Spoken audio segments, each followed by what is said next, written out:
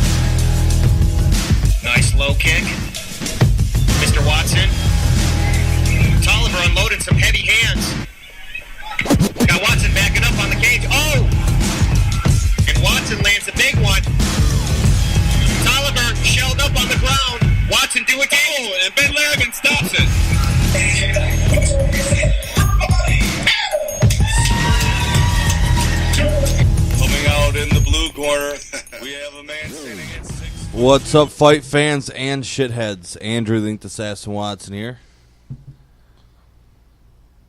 Bobby.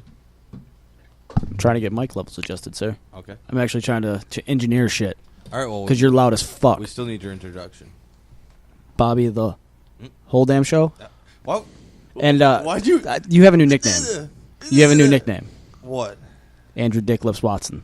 No, that was one time. That happened one time. One time too many. Why do you keep bringing it up every episode now? I mean, you can build 3,000 bridges, suck one dick. You are now a cocksucker for the rest of your life. No, because listen, if you only do it once, it's just experimenting. So I'm not gay. No, you're gay. No. Yeah. See, and that's another thing. Like, yeah, go ahead and talk about all my failures, but don't talk about Bobby beats Adams. Don't talk. Don't. You think I won't haul on myself? I don't give a fuck. Don't talk about any of the accomplishments. What accomplishments? Nothing. I don't even care to talk about it. It's a long list. He doesn't want to go into it. As of right now, it's just hearsay. No, one person's seen it, and that's the only thing that counts. Is because this person, for some reason, because he's seen my persona. I think that's what it is. I've thought about it. I think it's my persona when he comes into the studio and sees like my asshole-ish ways. That he thinks it's who I really am full time. I'll tell you what it is. So he'll is. be like, oh, you got an ego, but I don't. No, it's because he walked off the mats and we weren't done rolling yet. That's why he said you had an ego. I seen Newport and a couple other guys sitting there. Newport's legitimately injured. What about Nagy? Nagy, I think, is nursing an injury too. So was I. What, your fucking goddamn lungs? Yeah. Because you're a fat piece of out of shape shit. And you hurt my ankle. Oh, you hurt my fucking foot too, fat fuck. Whatever. But anyways, how was your week, Marcus, or your 2 weeks since we've seen you? I'm contemplating leaving. Please, do not threaten me with a good time. I just show the messages where you keep begging me to come back. Begging? Begging. Like on hands and knees, begging. Hold on, is there a new emoji that I don't know about where somebody's on their hands and knees? Is there? I don't know, that was that weird video chat you sent me. Oh, dude. At least I finale'd, so... You got to see that one, too. That wasn't a finale. That was like... yeah, pretty much. What the fuck is going on? Marcus always wants to go there. Stop it. I was asking how you really been. How have you been? Nothing? Okay. No, I'm pretty good.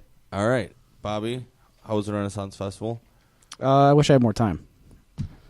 As I was saying before. You do look like the type. Did you dress up and everything? No, I lost all my shit in the house fire in February. He went there like a goddamn warlock.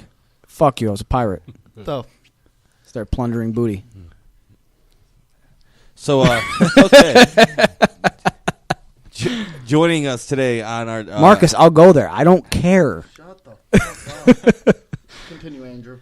Anyways, today's episode will consist of... Oh, first off, I want to, give my condolences to Munib and his family. They had a house fire. Oh, yeah. Oh. Yeah, Munib Asalami, he'll be fighting September 30th, right, for KOP against Dakota Esh. Yeah, hopefully get that belt back. I hope this isn't something that mentally fucks with him and he's still able to get the acclimated training time in and get that weight cut in time, because I know how bad he wants his belt back, and I know how the first fight went. That was a barn burner for sure. It was probably one of the best fights through pros or amateurs that's happened. Maybe since since the KOP's gone pro-am. Right. For Dakota Esh to take the ass whooping that he did for 3 rounds, come back and submit Munib was amazing. It was a phenomenal fight, and I hope the second one can live up to that if it actually happens. Right. Because we all know that he did come in overweight the last fight. Yep. So he wasn't able to get that fight because Dakota was like, either he cuts the rest of that weight or this fight ain't happening. So we do want to take a time. And anybody do they got a GoFundMe or anything for him yet? Do you know? Have you seen anything? I haven't seen anything, but I do plan on doing something for him. Yeah, anybody that can donate. Because back in February, the towards, same shit happened to me, and I know how fucking bad it fucking devastated me. Yeah, that's rough. Yeah, so prayers go to him and his family, and hopefully we still get to see him compete on September 30th, because that's a rematch that needs to happen. Yeah, I'm actually going to see Munib right after the show. Are you? Yep, going to see We what's up with actually him. have a call in right now. You're on with Cage in the Cave. Hello? Hello? 3, 2, 1. Bye. What was the number? What was the area code? 231. That might have been. Yeah, that's Conrad. That's Conrad? Yeah, that's Muskegon. It's my area code. Oh, then it's probably not Conrad. I Then. thought that was north. It's north, but it's not that. I wonder, because we do have a problem with this from time to time. When you It go on the is- Cave radio, hold on. CRB radio, Is it Friendo? It might be a friend, though. I don't know. Oh, I wish. What's the full I- number? Because I have Friendo's number saved. But anyways, yeah. Prayers for Munib and his family. I'm glad you said his name right. Huh? I'm glad you said his name right. I know, right? It's so hard. I'm sorry. It's difficult. It is. But today's episode, we will have on PFO, Pinnacle Fighting Organization, matchmaker? Or is he the actual promoter? He's the promoter. Promoter. Okay, so and once upon a time, he ran SoFi Combat League here in the state of Michigan, and currently sponsors way more fighters than we somehow do. I don't know how he's able to work at a... Because the guy works like 17 hours a fucking day, he posts. But yeah, a guy that everybody here knows, Conrad Loucks. He's a great guy, and we got him calling in to talk about how he went from SoFi Combat League to wrestling back to pro am shows. And then we also are welcomed already in studio right now with Big Dog, Brett Martin, and Liam. What's going on, Liam? And we're gonna get to you too. Liam currently starting cage side management, right? Mm-hmm. Correct. So before we get into the gist of the show, because we got a couple minutes here, let's cover your story. So you went from just starting off and being a good friend to Kenny the Boss Cross and being his manager to now you are starting to sign some of the top pros in the state. You got Brett Martin now on your roster. Who else is on the roster? Right now it's Brett, Alex Davidson, who's making his pro debut. That's a tough fucking fight. Yeah, he's That's a good fight. yeah. I was pumped to see that. Yeah, I'm looking forward to that one. Got a couple more guys I'm kind of eyeing out, targeting. I don't know if you guys see on Facebook, but Kenny and I aren't officially working together anymore. Still best of friends. I've known him since I was 9 years old, so our friendship's still there, but he's kind of doing his own thing right now, trying to figure out where he's at in the sport. So for now, it's just Brett and Alex. I got a couple of amateurs I'm going to be kind of helping out too, just promotion-wise. So, but pretty much, you can't make a living off of one fighter. I was ready to take things to the next level, and just like one day, just sat there, wrote everything out and what I needed to do, and I'm just like, it's time to start my own business finally. I came up with the name Cage Side because even though the manager's always behind the scenes, I was always cage side there with Kenny, right there and stuff with him, always walked out with him, and so that's just kind of how I see myself, behind the scenes and cage side with the guys. And so, yeah, I mean, we got some good things going. We're officially sponsoring KOP 58, so you'll be seeing us all over there. Fuck you, Liam. Right. I've got Ray White, who's going to be working with me. Best way to describe Ray White is if you've ever seen the guy at the KOP events that's cornering, wearing the Muay Thai shorts and the little hat. always walking out. He's always got like the Muay Thai gear on, cornering guys. The little like the handicap chips hat. Yeah. Yeah. Coach, yeah. Ray's a great guy. He's been in the game for guy. so long. He's been in martial arts for 20-something years now, so he's a good guy to work with. But yeah, I'm just ready to sign on more fighters, help them out any way I can. Me and Brett, we've got a lot of good things going, good sponsors lined up. Got him hooked up with Combat Corner and stuff. So yeah, things are taking off, and just like I said, ready to help out more fighters. So. And now I also see. I mean, for the people that think you're just a manager, you're not. You also train martial arts, man. Seeing Yeah, that, absolutely. you just got. What was it? I got my second stripe on my white belt. What we do at our gym, we call it the Power Hour. It's 1 hour straight of grappling, fresh new person every 10 minutes, and you pretty much have to stay active the entire hour. Couldn't do it. Defensive off your back, pretty much you that die. stuff. You So could quit saying you can't fucking do shit. it's honestly, it's not that bad, man. You just got to control your breathing, keep composed, and Right. Marcus, you too. You're just afraid to go fucking. I wrestled, so I know how it is. Right. It's, I mean, I mean, I can be on my back for. A I fucking wrestled, hour. but And that's I'm just before I moving to started keep you from smoking. fucking I cannot tapping me train- out. That's I just cannot what you train and used to. wrestle for an hour. It is. No, that's I'll it. fucking put my legs behind my head, Marcus. Keep fucking with me. pretzel yourself. I will wild. pretzel the fuck out of myself. You know what's funny? Because 2 years ago, I went up there and trained with Bardella because we have a pretty decent friendship. First day I walked into his gym, puts his leg behind his head, and I'm like, oh, fuck my life. He's like, oh, no, you can do it, Marcus. And I'm like, no. Yeah. Hey, Bobby Nash tried to convince us this week that we could do backflips and shit. I was like, no, there's no. Hey, there ain't Nope. no fucking. I way. do a somersault and I get sick. Yeah, he's like, you got to do a somersault into like a back handspring. And I was like, there ain't no fucking way. I know I've lost, quite a bit of weight this summer, and I've gotten into a little bit of shape, but I know that I've been getting better, in certain areas. But no, I am not comfortable with myself to just Floating fucking through the air. launch myself through the air. And I'll tell you what, there was moments where Don Richard had to look at me and say, don't break your fucking neck. And I'm like, don't tell me I have to do it. Right. He said, don't be scared. They yelled at us. Anytime you even try to say, I don't know if I want to do this, they're like, don't be scared. At least try it. Then you try it, and they yell at you for trying to break your neck. I'm like, I'm not trying to fucking break my neck. I just can't successfully do a fucking backflip. So don't tell me to do a fucking backflip. I don't think there was really a backflip involved in it. There was multiple things involved. No, I think you're over exaggerating, bro. I was there. There wasn't multiple like handstands and shit like that. There was involved. handstands, but there wasn't any fucking backflips. It was okay. It wasn't a complete backflip, but it was. You had to handstand and then do a one-hand round off. Oh, round off. That's what they were. When's at the wedding? Huh? Because you two are fucking married. You guys, oh Bro, my God. listen. It's 2 weeks of being locked in a house with this bastard. If Oh, yeah, you guys did take the next step. and We got did. it. we did take the Oh, next you step, and we guys got the are house. And hey, I'll tell you this: 10 minutes away from sucking each other's dicks. Oh, gosh. 10 minutes. That's incest, sir. Getting wild White in here. people do that shit. You are white. Fuck. Way to come on this bullshit.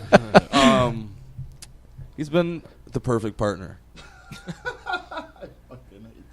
I come home every single day. There's motivational little Awesome. quotes on the Hi, fridge. Brett, No, how you hold doing? on. Hi, Brett. How are you doing? Cook Good, how dinner. are you? It's not even, listen, the motivational shit, not even for him. For me. I To know make it's sure for that him. I get my ass in the gym every day. But seriously, I look at him like, oh, he cares about So me. we finally see that you got No. somebody willing to fight This you. is not his part of the interview Oh, I yet, don't- I Marcus. don't even care. Things I'm go a just- certain way around here, and you learn them. Okay, so hey, we Marcus, you want to see something funny? Hi. You're good. Oh, It's real quiet over there. Breaking shit. Brett, we haven't seen you active since what, April? Yeah, April, whatever it was, 24th. Yeah, April 24th when I fought. You gonna pay $600 for my phone? You gotta turn my fucking mic on? Everybody can hear you still. You got a loud mouth. Oh, it's getting closer. oh my God! Give him his fucking phone back. Give me my mic back. Fuck you! Give him his phone back before I get up. It's my show. It's my show. Anyways, Brett, we're not paying attention to him until he stops having a little hissy fit. You stop having a hissy fit, I will turn your mic back on. First drop is coming on right now. That's what she said. So, when was your last fight? April 20, April, end of April, April 29th. Was 29th was it? Yeah, so, yeah. You've So was there any talks of you having any fights beforehand and people were just too scared? No, the only fight, I was supposed to fight, this fight, Leroy was the talk until like, I don't know, a couple weeks ago, and then Done? Then an hour later, they said that he couldn't take it and that Ray was in the spot. So it is what it is. So Ray's been around I just had for to a little say while. fuck both Marcus and Bobby now that my mic's back on. This ain't a history. This is called fuck you. Back to Brett. So Ray's got 19 fights. Yep. If I'm not mistaken, his last fight was against Leroy. Yep. And Leroy was able to dominate him all 3 rounds. Yeah. No, he's definitely a tough opponent. He's definitely not going to just roll over and lay and die. It's hard to break, but we'll see. Go out there and get the early W and show people why I'm around. Do you know what the story behind why Leroy didn't? Yeah, he got a new job, I think, is what. From what I hear, he got a new job, and the new schedule didn't work out. So, no, I don't think Leroy's ducking me. I doubt it. He's a pretty tough dude himself. So, no, this is a good fight. It's not the fight we wanted, but it's a fight for the aspect of see where I'm sitting in Michigan, and like you said, he's been around for a while. He's kind of a vet. Oh wow, I didn't know he fought my coach Don. Yeah, way back in the day. He's fought a couple. He's fought some tough people. So I mean, this will be a good fight. See where I'm at, and keep writing my legacy, I guess you could say. Do you feel like with a win here against Ray that you can finally get that fight with Parisian? I don't know. I don't think Parisian's going to take that fight. That fight's not going to happen at this point in time. He's still under contract. Well, he's under contract, but even if he wasn't, I don't think he wants that fight. You don't think you can get a fight with? Unless he fights somebody, he's not fighting anybody else, and I've already heard it. Well, he doesn't. He wants fights that aren't dangerous to him. You know what I mean? I'm 23 years old, young, don't have that huge of a record yet. So, I mean, for me to get a fight with him, I'm going to have to pretty much, beat Ray and then either beat Leroy or somebody that's Leroy's caliber for him to maybe quit ducking. He's been ducking. He called me out when I first went pro, trying to think I was just going to be some sissy fight, and then he found out I ain't no joke. So, now all of a sudden he's on skates. I mean, something needs to happen with that. It's an interesting fight, and it's a fight that I think fans would enjoy. Well, yeah. In all honesty, any fight that I fight is going to be something that I'm not. Well, your walkouts alone. Yeah, heavyweight's not really a deep water in Michigan, so I'm not really. It's either you're good or you're not. So with Ray, we'll see. I don't know. He doesn't look like he's got much. He's a tough guy. That's what it is. He's just tough. That's what I'm here for. Drag people in the deep water. I'm young, but I'm hungry, and I'll show that. But, even Derek Weaver, he's a tough guy. You took him out with these. Yeah, Derek. Yeah. Took him out faster than what Ray did. Well, and I could have took him out in the first, but like I said, early pro fight. I wasn't thinking submission first round. No, that's different now. You know what I mean? With it being later in my career, but yeah, no, I feel like I'm going to attack a lot of people here in this next couple years of people sleep on me, man. They think I'm just here kind of whittle around in the water, but are you still training at Triumph? Yep. You are? Yep. So you're still surrounded by Brandon Emmons and all them guys? Josh Zimmer, Todd Holstage, my buddy Jake trains with us. He's a Muay Thai fighter, but no, they're all great stand-up fighters, man. So if you think my stand-up ain't improving, you're batshit crazy. But I'm not gonna go out of my way to show everybody my stand-up. Stop my ground, and then when you want to stand up, I'll show you what it's about. That's the way to do it, man. Well, and I knocked out people in the amateurs, so they know I can. So you already have that raw power. Yeah. I promise you, if I land and you give me that little opening, I'll make you pay for it. Who was it that you lost one amateur fight? Joey right? Consdorf. Who? Joey Consdorf. And you came back and. Yep, I fought him. Like I said, I was fighting for like a month. I kind of jumped right into things pretty deep. My first fight was a nobody. Second fight was Zach McGrath. He had like 60, 40, 50 amateur fights. He's a bum, but 50, he wasn't nothing special. Ran through him. And then I fought Joey a month and a half into my mixed martial arts career. He 8-0, number one super heavyweight in the state of Michigan. Came out, and he just, like I said, that first punch landed just perfect. Kind of was like a flash KO. I was coming off the canvas, ref already stopped it. So, it was if it was a pro fight, it would have been a premature call, but with it being an amateur fight, it kind of just, Live to fight another day. Well, yeah, and then next fight I fought Cody Wolver, who's a hometown friend, for the Berlin belt, knocked him out. And then Joey was supposed to be my finals fight, but he backed out. So then, obviously we were like, what the hell? Because he didn't even fight for the first belt. Him and Scott Iziak, the canvas was wet or whatever. They were being some, they were upset about it, didn't want to fight on it. So then that fight never happened. So, of course, I get my rematch, train, and he didn't show up. So then I fought one more fight. I think it was Bear Wilson. And then after Bear Wilson fight, Joey finally said he'd fight, and then I fought Joey. So, I mean, it wasn't my third fight. I think I lost to him, and then my fifth fight, I beat him, or my sixth fight. So, yeah, I told him after he beat me. If it goes longer than that, you're in for a world of hurt.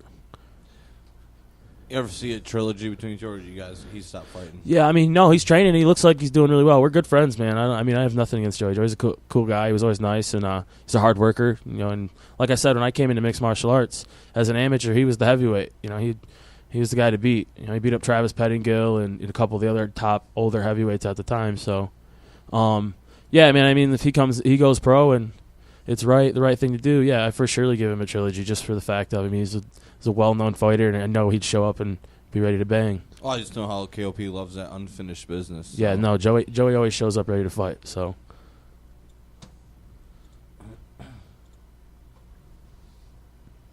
Look forward, Marcus. You're gonna hurt your neck. You gotta be ready for your boxing match. Can't have any stiff limbs. So you're also doing something that I think is kind of cool with the fans. If you get to 1,000 Facebook likes, why don't you go ahead and tell us about that? If we get to 1,000 Facebook followers on my Big Dog Brett Martin Big Dog MMA page on Facebook, I am gonna pick somebody to walk out with me after my next fight. My walkouts are pretty fun. Gets the crowd into it. Are you going to choreograph a dance with the person that's walking out? You can't just go out and not. You got have somebody that can't dance with you. I mean, and if they can't dance, you at least got to train them a little to do something with you. Yeah, I haven't really thought about it because, like I said, a lot of my walkouts, the only one that was kind of choreographed was my last one for my girlfriend. But other than that, man, it's more of just I walk out and just do what I feel. It's kind of like a nerve thing. Get a little nervous once the music comes on. I'm dancing, the crowd's cheering. It's kind of like it's my little fun before that cage door closes and I enter into a different world. Well, from the majority of the times I've seen you walk out, there's a lot of hip thrusting. Yep. Ass popping. Yep. Humping. Yep. Isn't that the same thing as hip thrusting? Oh, no, because there's a hip thrust over here and then there's humping. Yeah, right? it's a little different. Yeah, you can just thrust one hip at a time, but then humping's getting everything into it, Bobby. You know, I mean, fuck it. Fucking white guy doesn't know shit. I'll fucking be the first to admit it. I ain't got a dancing bone in my body. So you have to Two left feet. At least make sure they understand. Hey, when I'm thrusting, I'm thrusting. When I'm humping, I'm humping. Right, you got to follow along at least. And when I'm twerking, I'm twerking. You gotta keep up. It's like a sing along. Exactly. But with my dancing words. Well, now I'm about to go like the page. You're about to what? He's about to go like the page. He's lost. Yeah. AKA Marcus wants to be the one to walk out. Oh, Marcus is gonna. Marcus is trying to take off on a new career. Marcus, let me trying see. to be backup Let me see a dancer. hip thrust. Let me see one good hip thrust out of you right now, please. I'm not. Girlfriend. Huh? So Andrew's trying to make you his boyfriend. Huh? Can have both. Wait, what? Andrew's trying to make you his boyfriend. What the fuck are you on? God, I hate these people. That's why he's asking to see your hip thrust game, bro. So besides, wanting to fight Parisian and It ain't wanting to fight anybody. It's I'll fight whoever, whenever. I mean, I'm only 23. I don't really have like I said. It's just one of those things where it's not about who you fought and who you're getting in there. It's who you beat and when you're fighting. Well, my question for you is: do you see yourself in the near future stepping outside of KOP? Oh yeah, for sure, definitely. I've been with KOP a long time, man, and it's getting to the point where they're building their roster, and I'm building myself. But yeah, man, it's just one of those things that I think KOP, when the ship sails, it sails. I think KOP has become one of the quickest growing organizations in the state of Michigan. For sure. And I think they have done a great job in building some of their fighters and, things of that nature. Some of them, guys taking really tough fights and not panning out from Kenny Cross. They built them up really well, and then him taking. But you can't, You can't knock game, man. You can't knock that when he's taking on the toughest fucking dudes. The thing is and I think they've done a great job with, building you up through your career. No, and I've taken some fights where people were like, you got no business being there with that guy, and like I said, man, I got one loss, 3 years now, almost 3 years, 2.5 years. So, no, man, right now I'm at that point in my career. I know I can do this. It's just getting in there with the right people and showing people why I'm here, and having the fun on the way and making some money and getting my future on the right track, I guess you could say. I just think, especially for you, your division, you look around the whole state of Michigan, how many top heavyweights are there? Well, and if you I wouldn't want to fight anywhere, but for you right now, until you get that next level call, even if it's King of the Cage or anything like that, I would, or out of state, I would, you're not. There's well, nothing wrong the with thing right taking now care of is where my career is and my lifestyle. If it turns into something where it's people are paying me good money to cut that extra weight, yeah, at some point in time I wouldn't mind making the 205 cut. I mean, it's a lot of weight because I walk around pretty heavy, but What do you walk around at right now? Oh, I mean, it just depends on the day. I'm over 3. So you're already cutting weight to make heavyweight. Yeah. Well, my whole amateur career was super. I was 330. I think 325 my first fight. How tall are you? 6 foot. 6 foot. Yep.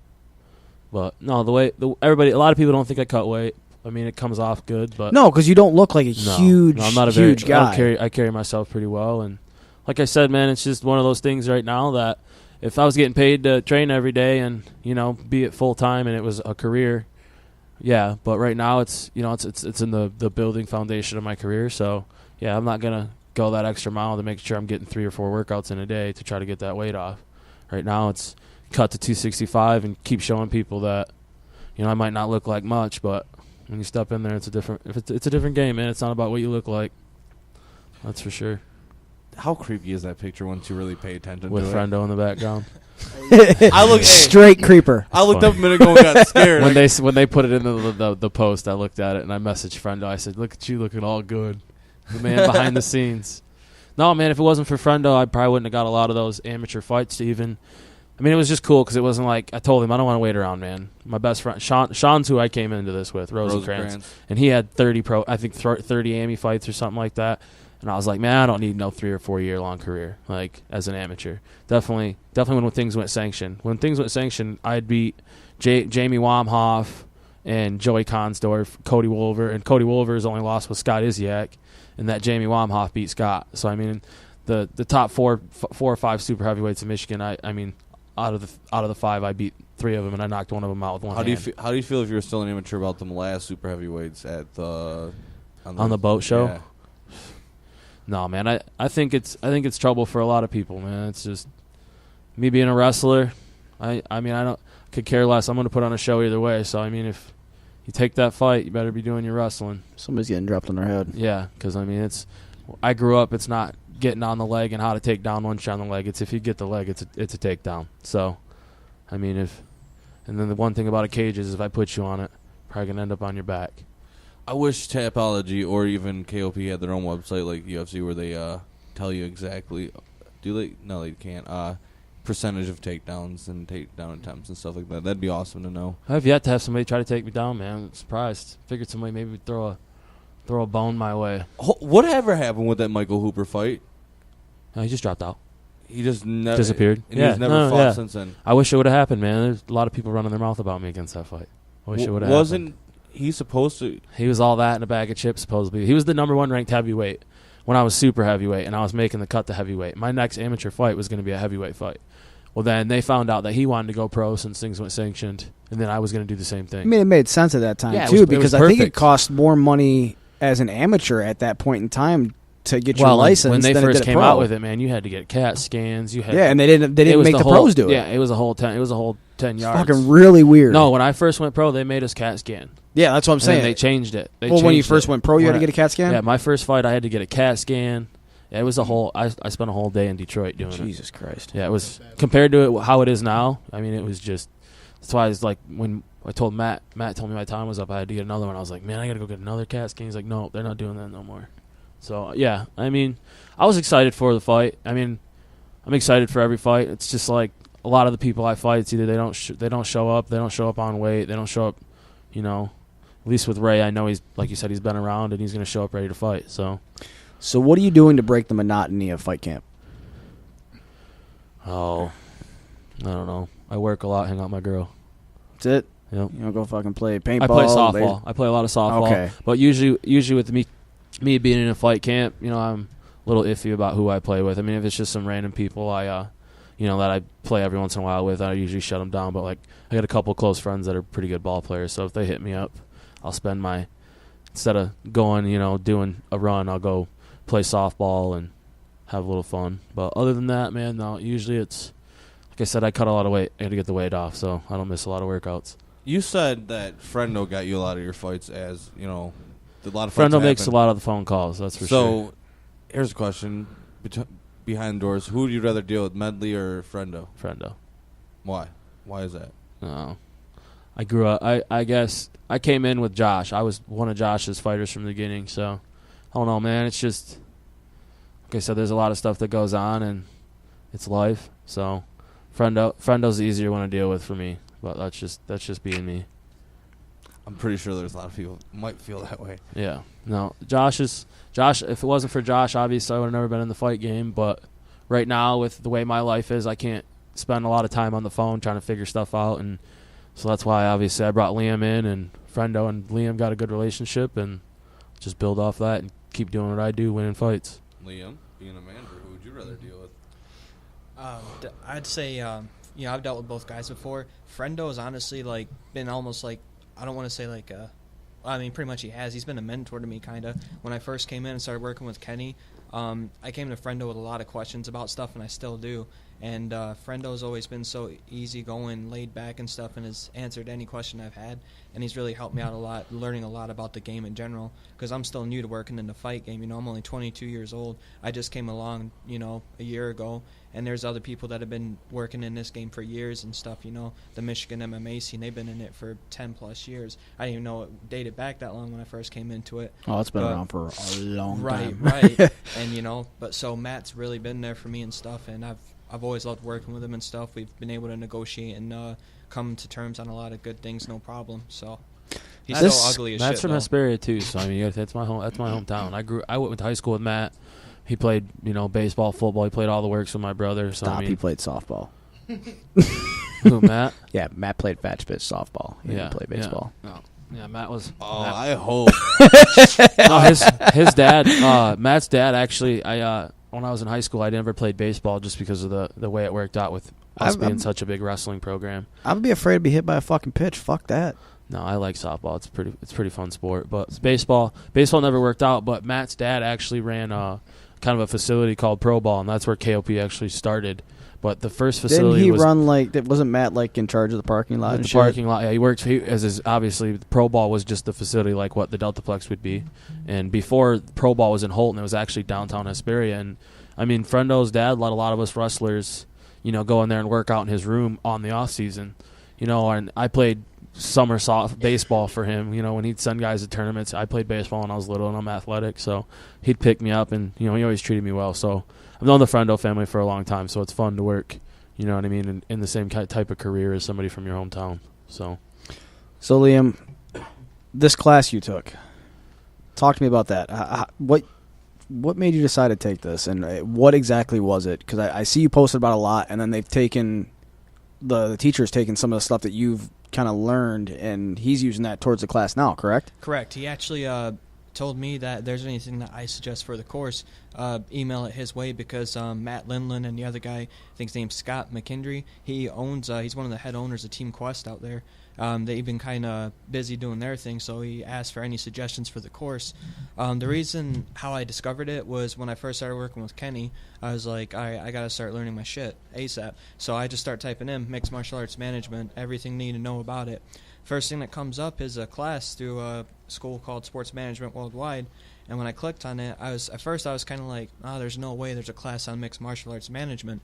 So I did my research and stuff. I think I even asked Friendo, I'm like, hey, could you check this out, see if this is legit? And everything came out well. The school's ran by a guy called Dr. Lashbrook, who's an NFL agent. He's managed over 100 different NFL players' careers. And so I looked up the course, seen it was taught by Matt Lindland, who's a UFC and Strikeforce veteran. And it was $1,000 to take the course. So I dropped $1,000 and 8-week course, just about the history of the sport, how to acquire sponsorships. There's a book I read on the guide for sponsorships, and then just pretty much, the business side of the sport. The history part, it even dated back all the way to the Gracies and how that all started, how the Gracies came to America. And so I learned a lot of good history about martial arts in general. and then obviously the history of the UFC and how it came up, and it was just a really good class to take.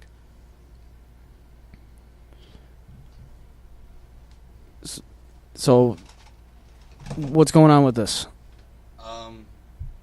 Conrad's currently trying to call in, and it's telling him that we're unavailable. I mean, it says we're online. I don't know what's going on. It was probably him that tried calling earlier. But anyways.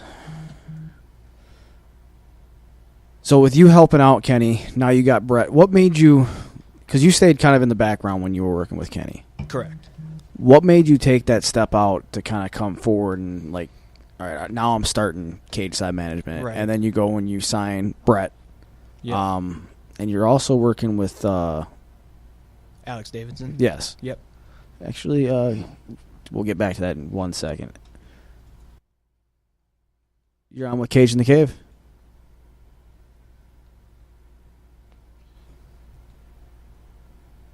Hello? Hello. Conrad. Yes, this is awesome. Oh, there he is. There he is. Sorry about that, buddy. No problem. So whoever ran the boards the last show, They muted everything. Okay.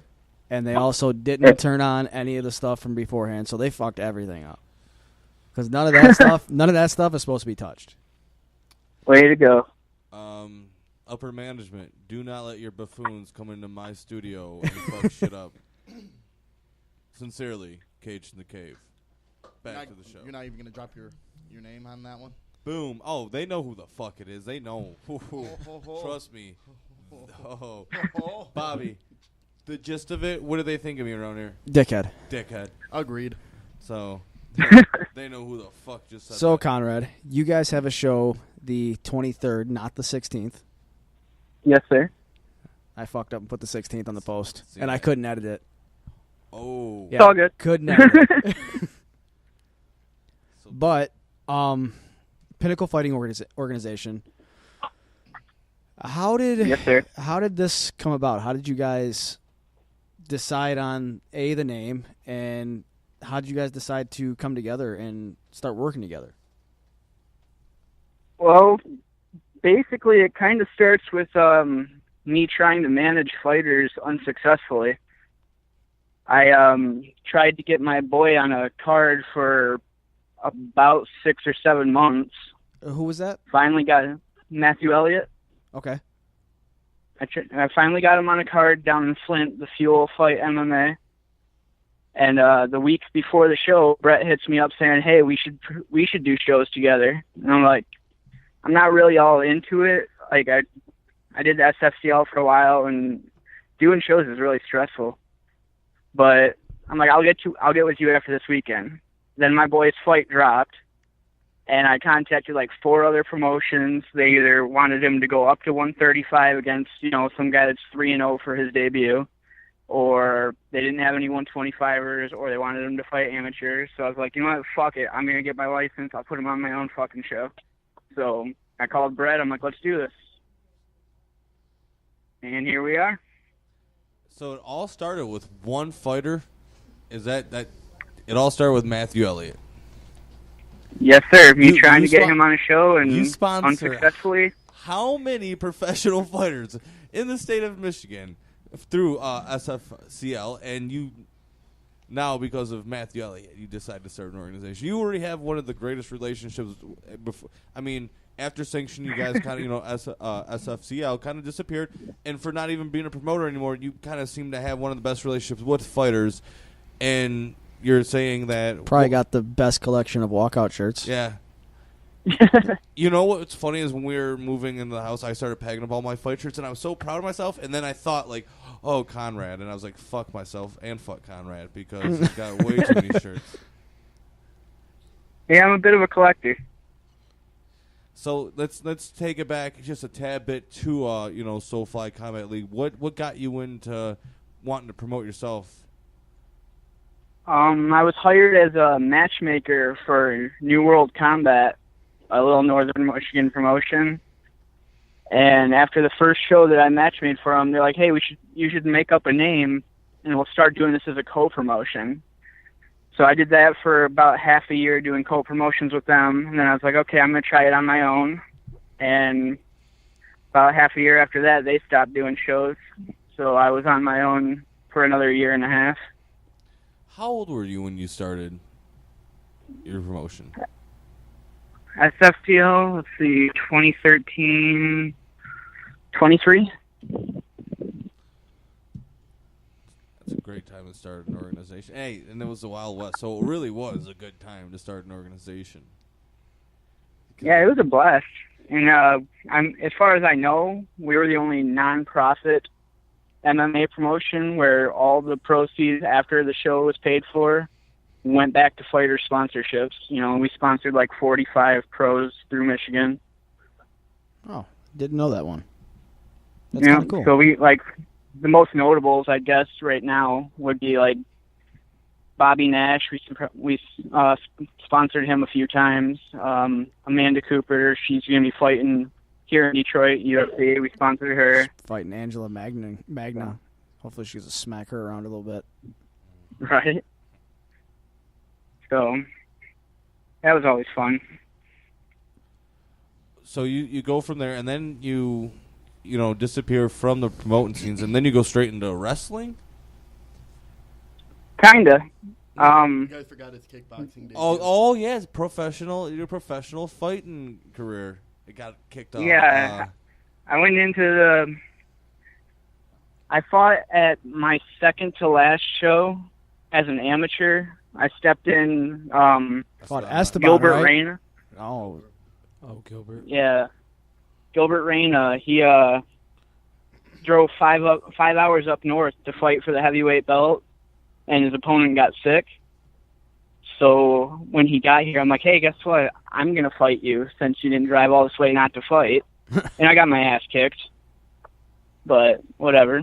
And then I took, from fighting at heavyweight, I dropped to 165 and fought pro kickboxing in September. And then after that, I did the pro wrestling thing a little bit. Now you say I dropped to 165 and keep on going like all nonchalant, but let's get behind that story because you weren't ever like a smaller guy. You know, as you said, you fought heavyweight. What influenced you to go? What did you start at when you started cutting weight, and what influenced you to go all the way down to 165? I was 221 in March, and September 17th, I weighed in at 165.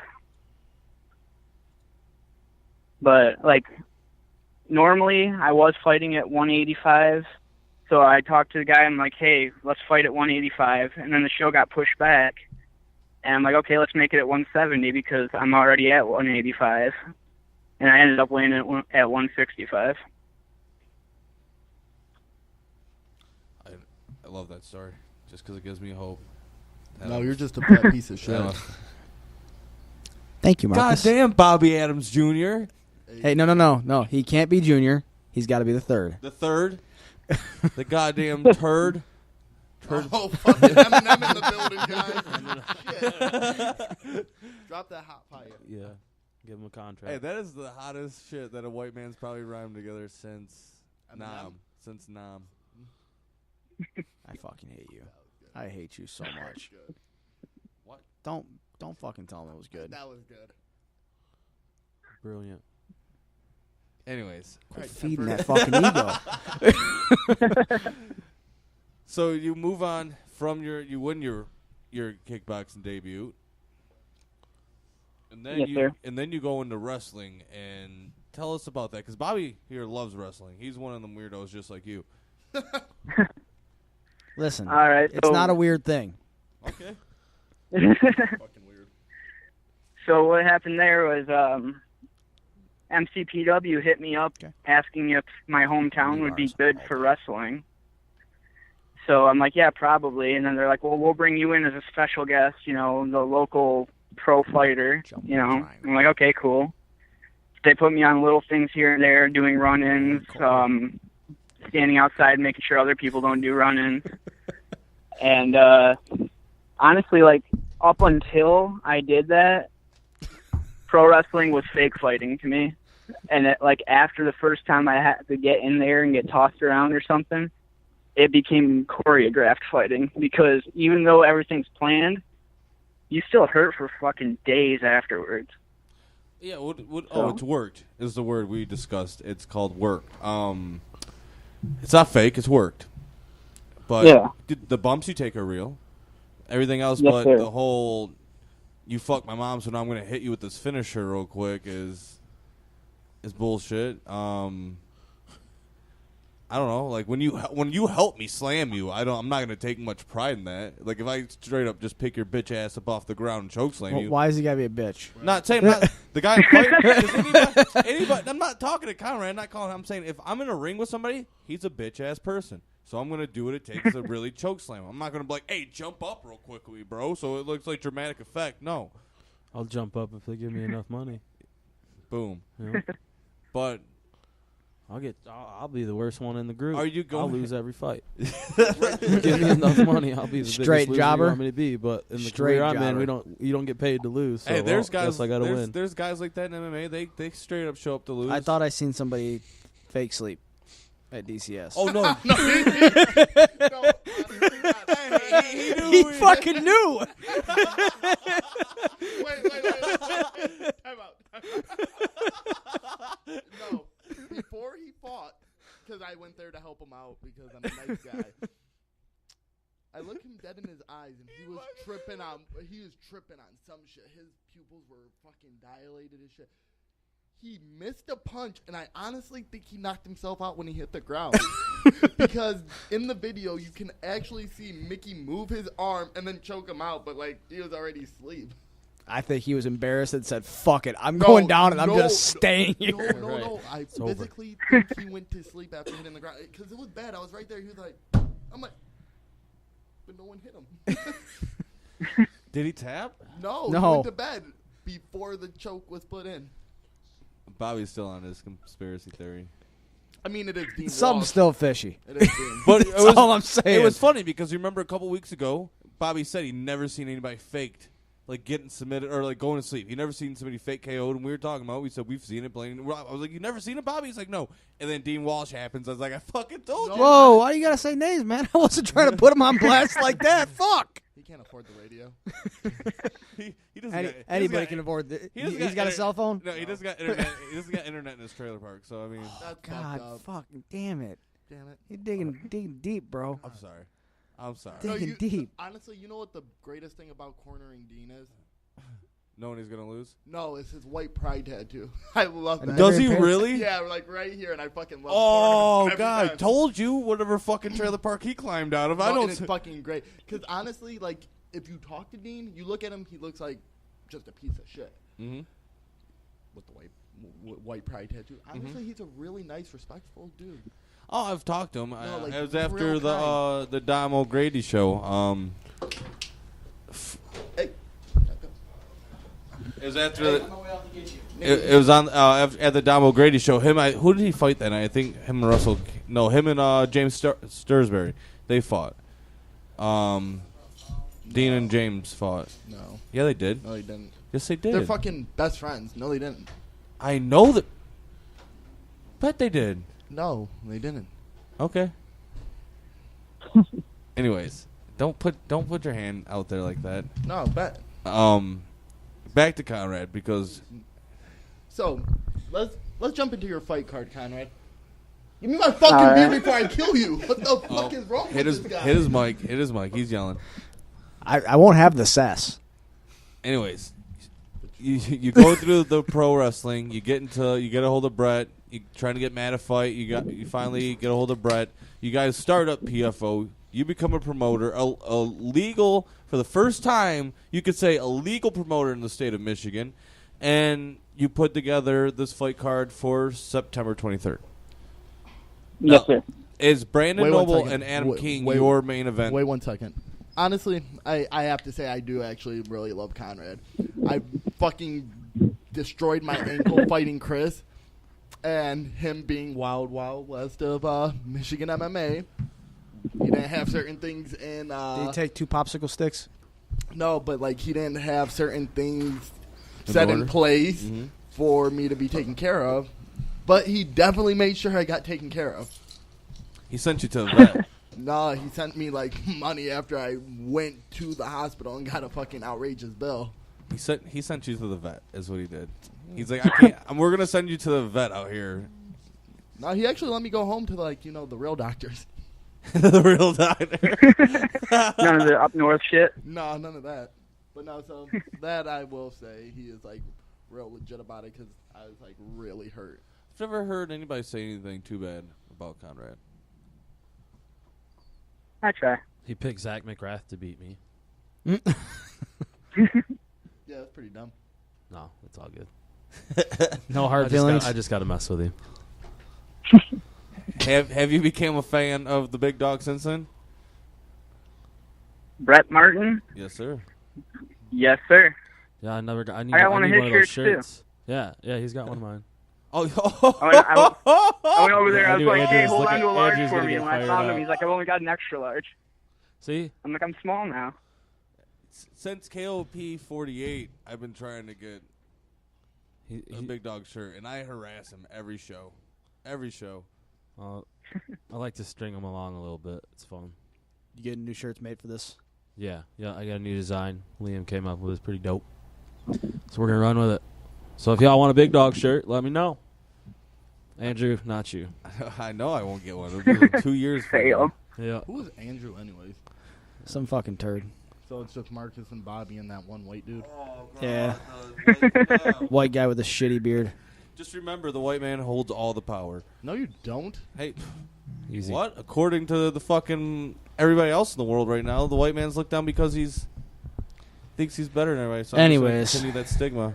I think I'm better than you, Marcus. Anyways. Just kidding.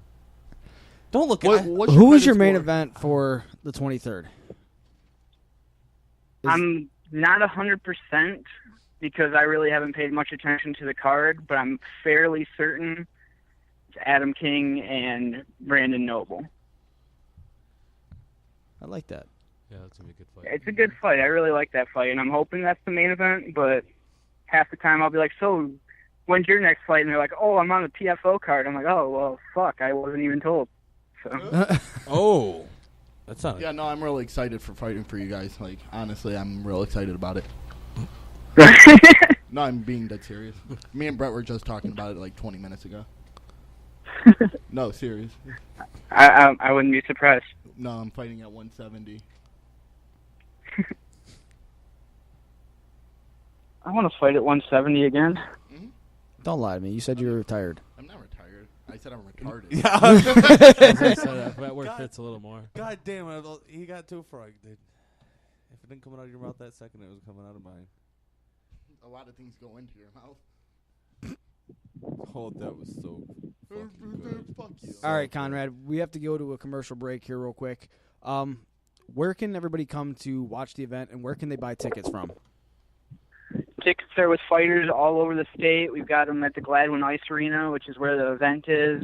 All around, guys got them. I've got them up north at Nico's. Brian Buckley has them in New York. Not like anybody's going to notice that, but whatever. They're over there. So hope to see everybody out there. Is there only 3 pro fights on the card? He doesn't know. I believe we have 4 right now, Okay. but we might be adding a 5th. It's pretty late. to Matt be Elliott adding more hasn't been fights. announced yet. Oh, okay. Oh, He so came who's out- fighting. We had to wait till after the DCS fight before we were allowed to put Matt out there. Oh, so who's he fighting? He's going to be fighting Locke Hauk. He was the Spider Submission Fight League's 125 champ, and Matt was my 125 champ, so that makes a cool fight. Yeah, most definitely. All right, Conrad, we'll see you out there on the 23rd, not 16th, Bobby. Dumbass. And until then, man, see you later. Yeah, thanks for having me. See you guys later. Wait, did you hang up on him already? Yeah. Yep. Damn it, do we get our media pass there or no? Oh, we're going to get a media pass Dude, that's there. a 3-hour fucking drive. I drove up there to fight Ron Smith, and oh my god. That was horrendous. Yeah, we're getting media passes, sir. Alright, better. I don't want to pay for shit. That's one of the perks of being with us, is you don't have to pay to get an event anymore. Shh, whoa, I've never whoa, paid. you guys are giving away too much information. as much work as we do, You don't fucking do shit. I seen you at the media table where I didn't even get an invite. Hold on. No, fuck you and fuck we got you. we got fucked at the last Fuck, minute. no. I know we got fucked. No. But no, I didn't even get an invite. Fuck both of you guys. I didn't even know where you were at. It doesn't fucking matter. Hold on. I didn't get a call. Hold on. I had to give fucking tailback an over the pants handy just to get a fucking second ticket. I almost didn't get in. No, I did not really jerk him off over. Dude, yes, you did. I was standing right there when you guys realized you guys walked in and seen me like, oh, shit, we didn't invite Marcus. And then you fucking pretty much jerked off Charlie. I let go of his dick at that moment. Like, oops. Over his dress pants. I fucking hate you. I fucking hate you. You three are cool. You two over there are cool. Fuck you two. That's not nice. Come here to hang out with us. At that moment, we are going to go on a commercial break so we can calm down Mr. Crybaby.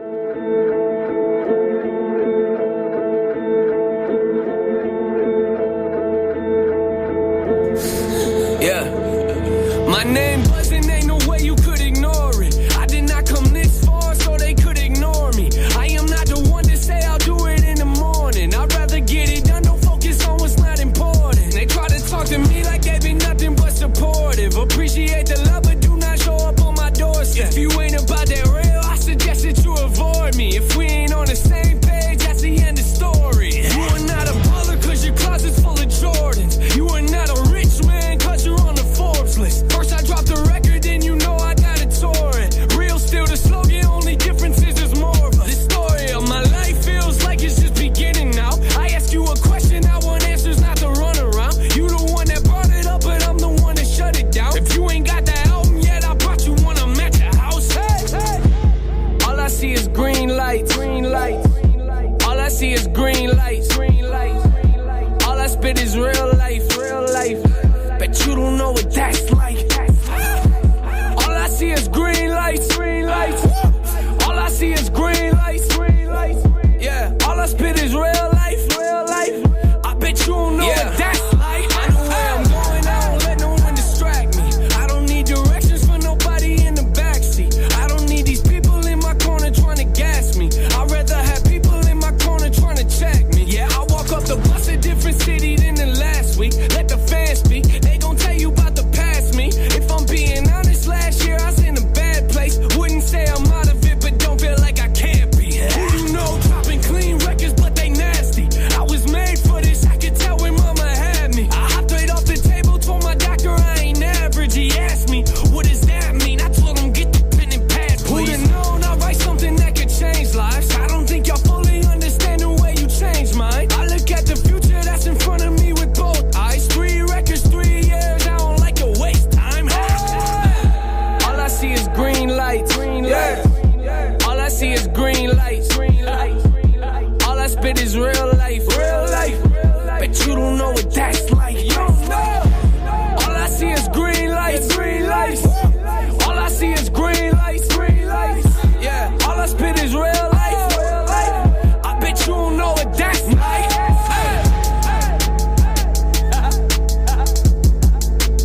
All I see is green lights.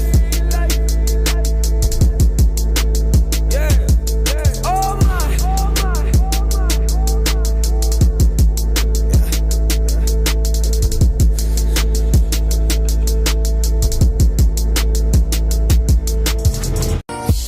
Hi, everybody. This is Frank Turner for the Cave Radio app for iPhone and Android mobile devices, sponsored by Micknose Cafe. The Cave Radio app is free, easy to download from the Apple Store and the Google Play Store, and is the best way to listen to all your favorite hosts and programs on caveradiobroadcasting.com. Don't be chained to your desktop or trying to open a browser window on your smartphone while you're driving down the road. Get the Cave Radio app and put the power of everything you love about Cave Radio at your fingertips. With the Cave Radio app for iPhone and Android, you can listen to live shows, catch up on your favorite podcasts, and connect with our great sponsors like Micknose Cafe. It's like carrying everybody from Cave Radio around in your pocket without having to worry about what we're doing in there, if you know what I mean. Get the Cave Radio app today. One word, Cave Radio, Caveradio.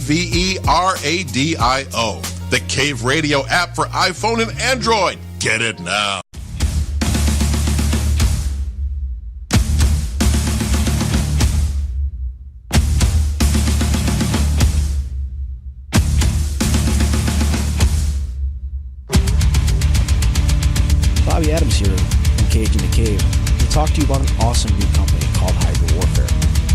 may have seen some of their ads on Facebook already, and you might still be wondering what they are exactly.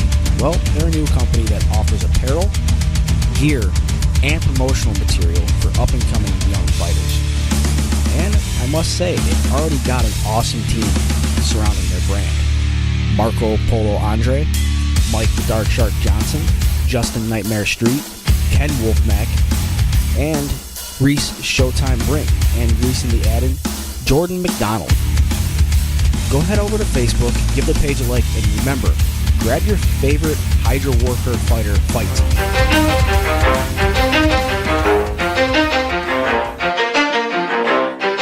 You ready? Let's go. Yeah.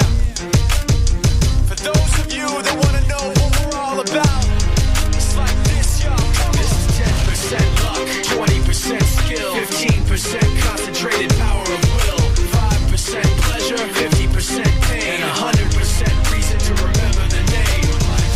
He doesn't need his name up in lights, he just wants to be heard, whether it's the beat of the mic. He feels so unlike everybody else, alone, in spite of the fact that some people still think that they know him, but fuck him, he knows the code. It's not about the salary, it's all about reality and making some noise, making a story, making sure his click stays up. That means when he puts it down, Tox picking it up. Let's go. Who the hell is he anyway? He never really talks much, never concerned with status, but still leaving him starstruck. Humble through opportunities given despite the fact that many misjudge him because he makes a living from writing raps. Put it together himself, got a picture connects, never asking for someone's help or to get some respect. He's only focused on what he wrote, his will is beyond reach, and now it all unfolds, the skill of an artist. This is 20% skill, 80% fear, be 100% clear, cause Ryu was ill. Who would've thought he'd be the one that set the West in flames? And I heard him wreck it with the crystal method, name of the game. Came back, dropped Megadeth, took him to church. I like Bleach, man. Ryu had the stupidest verse, this dude is the truth. Now everybody giving them guest spots and stocks through the roof. I heard he fucking with that stock.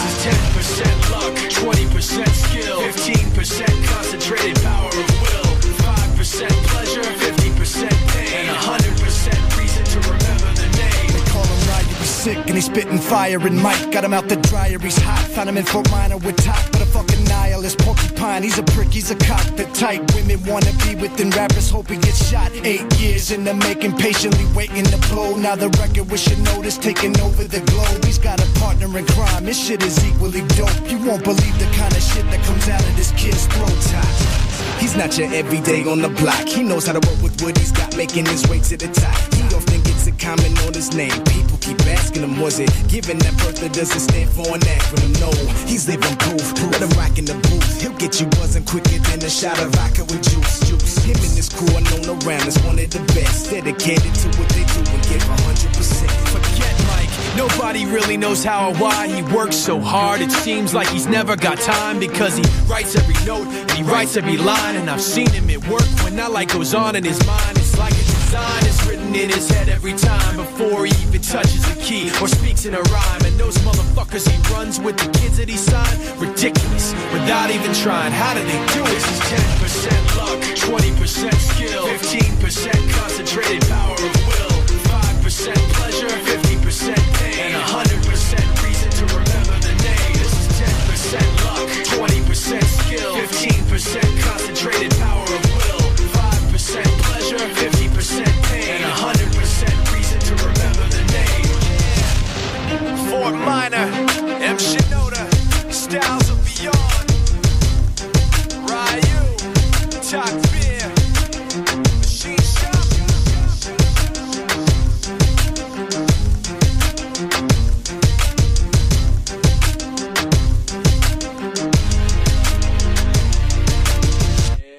Let me ask you a question. Are you getting enough? I bet you'd love more, right?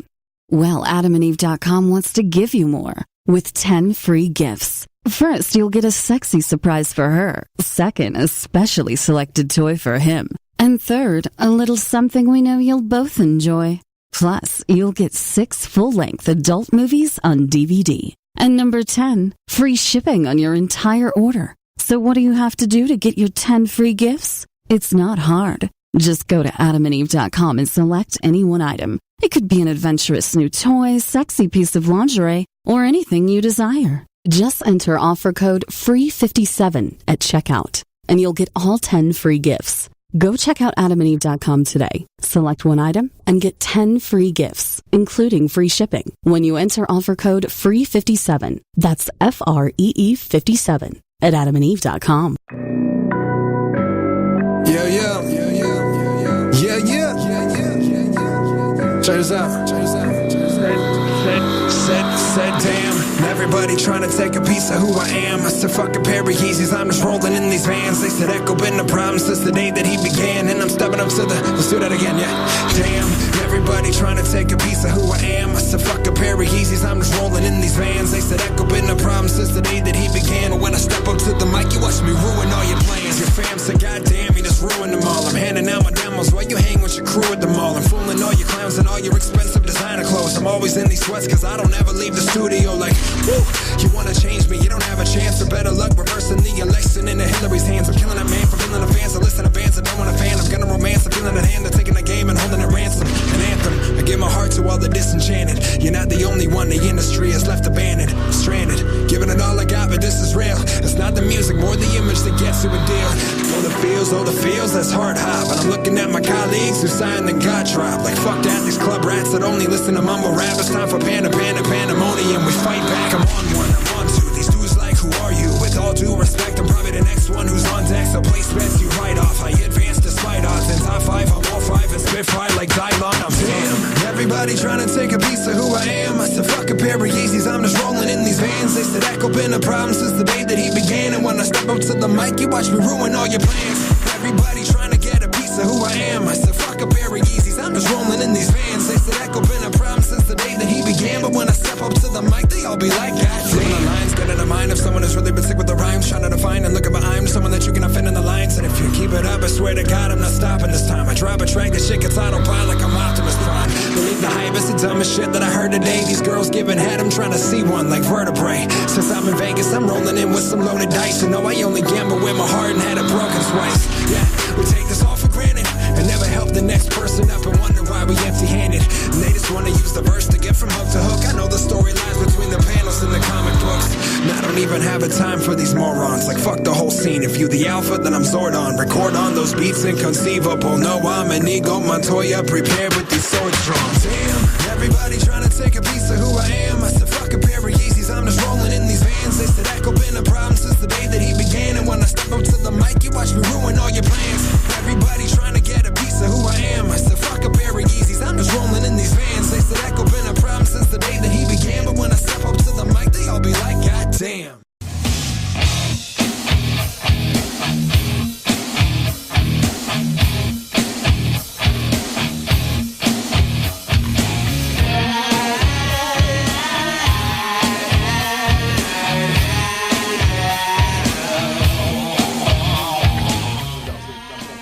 Welcome back, fight fans and shitheads. Andrew Link, Assassin Watson. Bobby Adams. Marcus Malding. And still in studio with us is Liam and Brett. And now joining us for the second half of our show is Darius Solo Beast, right? What's up? Yeah, that's me. There's so much to it. Like, I need to know what is the... It's almost like a Kreese, one punch, knockout, Killer Reese, you know. What is it for the people listening? What is it? Solo Beast? Do me a favor. Speak into the mic and like leave like a fist length away. And you'll be good. I'll be able to hear you. Yeah, be perfect. Okay. I see what you did there. All right. No, it's like it's so you're not fucking putting your mouth on the mic and then you're not too far away. I'm always here. You can't hear me now. I can hear you perfectly. Andrew's always kissing the mic, so I don't think it really matters. Fuck yeah, he does. Fuck yeah, he does. That's why he only sits there. Yeah. It is. I was wondering why that spot was open when everybody got here. Because they know. Like, if you want Andrew Cooties, go ahead and have that one. So where did the nickname come from? So, a long time ago, man, it basically means a loner in a pack. I'm still a beast, man. So whether I'm with the team or whether I'm by myself, you know, I'm a beast. That's just who I am. It's a long story, man. Came back from when I was in the military, like, just solo and solo beast. You know, that's basically what it means. And I can always handle my own, whether I'm alone or, you know, in a pack. No, talking about your military days, what branch did you serve for? Army. Now, Now, were you a Ranger or were you just... No, I was a Ranger, and I was just attached to Special Forces unit. So when I got in, I joined at 17. And, man, straight out of high school, just a young hothead from Detroit. And I went in there and, learned a lot, changed my life for the better, and I'm thankful for it. I became a Ranger, and I was there for a couple of years. And then I transferred to Japan to be a part of a first Special Forces group, and I was attached. Before I went to selection, I chose to get out, and I ended up getting out. And, I'm grateful for life, man. Just a lot of things kind of, led to just me being where I am today. I did 6.5 years in the military, so I love every minute of my life, man. It was a great journey. How many countries did you see when you were in the military? Man, let's see. We'll say went to Afghanistan twice. Went to Japan. I stopped in Germany for a while, a couple times. Hawaii is not another country, so that doesn't count. So let's say 4 or 5. I don't know. I think so. Yeah, like 4, I think. Still seeing some sights there, but I just want to take a minute and say thank you for your time, your service for serving the country. It's guys like you that give us the freedom and the time to have our freedom of speech and do what we do right here every single Sunday on this show. So well, thanks, guys. I appreciate that, man. I appreciate y'all having me on here too, man. I really do. I've been wanting to have you on for a while, but couldn't get you any fucking fights. Yeah, I know, man. we've been so booked lately too, man. It's been crazy. It's all Marcus, him coming in the last couple weeks. He's been doing so much wonders for the show. Yeah. Marcus is a good guy. No, he is. Some days. Somewhat. He's kind of a piece of shit too, if you really know him. Oh no, fuck you. But no, great story. So for my last fight against Corey, right? I walk into the sauna at LA Fitness, and I look over. I'm like, dude, I know that guy. I'm like, yeah, he's getting it in right now, and it happens to be this guy to my left. You guys cut weight together? Technically speaking. Yeah, it was just random occasion. And I saw him in there. He was cutting weight. I was cutting weight. It was a good time. Darius said, "Don't fucking talk to me." No, he just actually told me how much he hated you. Like literally, he was like, man. I fought for this freedom. Yeah. And this fucking asshole. And this is what the fuck he does with it. Right, like fuck him. Oh man! If I ever see him, I'm gonna beat his ass. So we're expecting him to fuck you up. I only hate my opponent until after the fight. So that's the only person I hate. So don't sign on the dotted line if you don't want to hate you. I never. First off, you'd never make 45. Never. No. Hey, there's. No, he don't give a fuck. He'll come up to 55. There's levels. He's not making 55. Oh, you're coming up to 55. I will go up to 70. To fight who, me? No, I don't. Oh, my God. I am not a professional fighter. I am not a professional. Why do you keep, throwing out professional fighters? He pissed me off. Outside he goes, I was like, who would you, think I should fight in a fight back? He was like, I'm going to say a name and you're not going to take it. He's like, you're just not going to like it. I said, who? He said, Jesse Smitherman. I said, fuck no. No, but I mean, dude, you're 5-0-1. 3 years, okay, 3 year but you train with fucking monsters. Once a month. Oh, really? Whoa. So I don't want to hear any more of you train shit. Shut up. That's not even accurate, okay? So the first month I went in there twice, and at the beginning of this month I've already been in there. How do you feel about your upcoming fight for KOP? Oh, man, I feel great. I've been wanting to fight for KOP for a while anyway, so I feel great about it. So, can you tell us anything about your opponent at this point in time? What your, yeah, he's a dead man. Pretty much it. Well, you got his big ass teammate sitting right next to you. I know, man. He should enjoy training with him while he can. Cause that's not around anymore. Right? No, it's kill or be killed in this game, that's man. How it works. There's no bad blood. Yeah. Brandon will be ready. That's one dude you don't have to worry about never coming and not being ready. He'll show up. Or showing up. He'll show up, be on weight, and he ain't going to be. Show up. And he's one of those dudes. You don't have to worry about somebody not being ready to fight because he'll bring the fight. He likes to fight. I just want him to show up, man. Like, goddamn, it's been so many. Brandon will be there. If Brandon can't walk, he'll still be there. Well, no. I mean, the way he's feeling right now. There was 3 canceled opponents for King of the Cage, which they only show one. No, I've known that's what Matt. And like I said, Matt ran me down, and told me who he was. That's cool. Like I said, I've been KOP for a while, so I always like seeing the new guys coming in, and we're all a breed from Michigan, man. Just trying to get to the next level. So I mean, it's just cool to see guys come in good fights. Brandon, that's what Brandon trains for, man. Brandon ain't in this to, like you said, he's humble. Brandon's one of the most humble people I know. He's had so. some pretty damn good fights. Yeah, he's a as of banger, late, dude, man. and he's in this to bang and make a name for himself. He sounds just like this guy sitting to my right. You know, I just met 5 minutes ago. So I mean, it's awesome. Go ahead and click on Brandon real quick because he fought Evelhawk, right? And Herman's from my hometown. Herman's a tough dude too. So I mean, that Brandon likes to show up and bang, dude. That's just how it is. You don't have to worry about him not coming. I'm excited for that fight. That's gonna be a good fight. As long as he shows up. He'll be there. It looks like he shows up, man, and win or lose, he shows up. Well, I mean, he schedules a fight, and like this guy, he said he's a dead man until after the fight, and then after the fight, he's gonna be just as not yet. It's just that's the game. I like it. So Darius, what was your amateur record? 13-2. 13-2. Did you start that before you went into the service or after? Oh, it was after.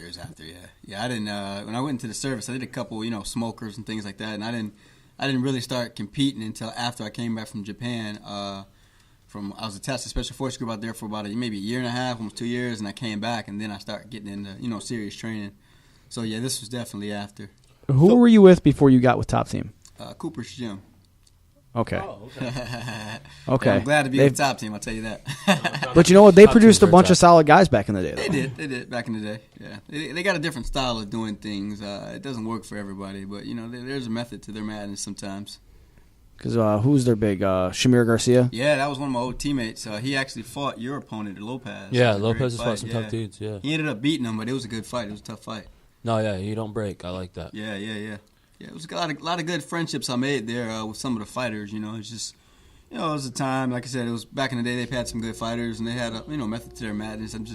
I'm happy to be where I'm at, man. Well, didn't Mo and Manib and I believe Oz as well all come from Cooper? I believe so. I know Mo and Manib did, yeah. Yeah, so were you training there when they were training there? No, they left just before me, I believe. Okay. I think Mo left probably maybe a year before me, if I'm not mistaken. Okay. Possibly a little bit. But, man, there's some killers that came from there, man. It was just to get to that next level, sometimes I think you got to kind of get the off ship on your sails, own. man, yeah. Do you feel like their Cooper's Gym is more traditional based? Yeah, more of a traditional Japanese type of style. Like I said, it's not for everybody. Right. I'm a free spirit, man. And Michigan Top Team, they allow you to kind of express and be who you are. While training you to be a badass. They're awesome guys. So, that's a good group. That's more so my thing, man. I like to be me. Don't stop me from being me, and I'll show up and show out. How long ago did you make that switch? Oh shit, man! I think about a year and a half ago. How much of your amateur career did you spend at Cooper's? Pretty much all of it.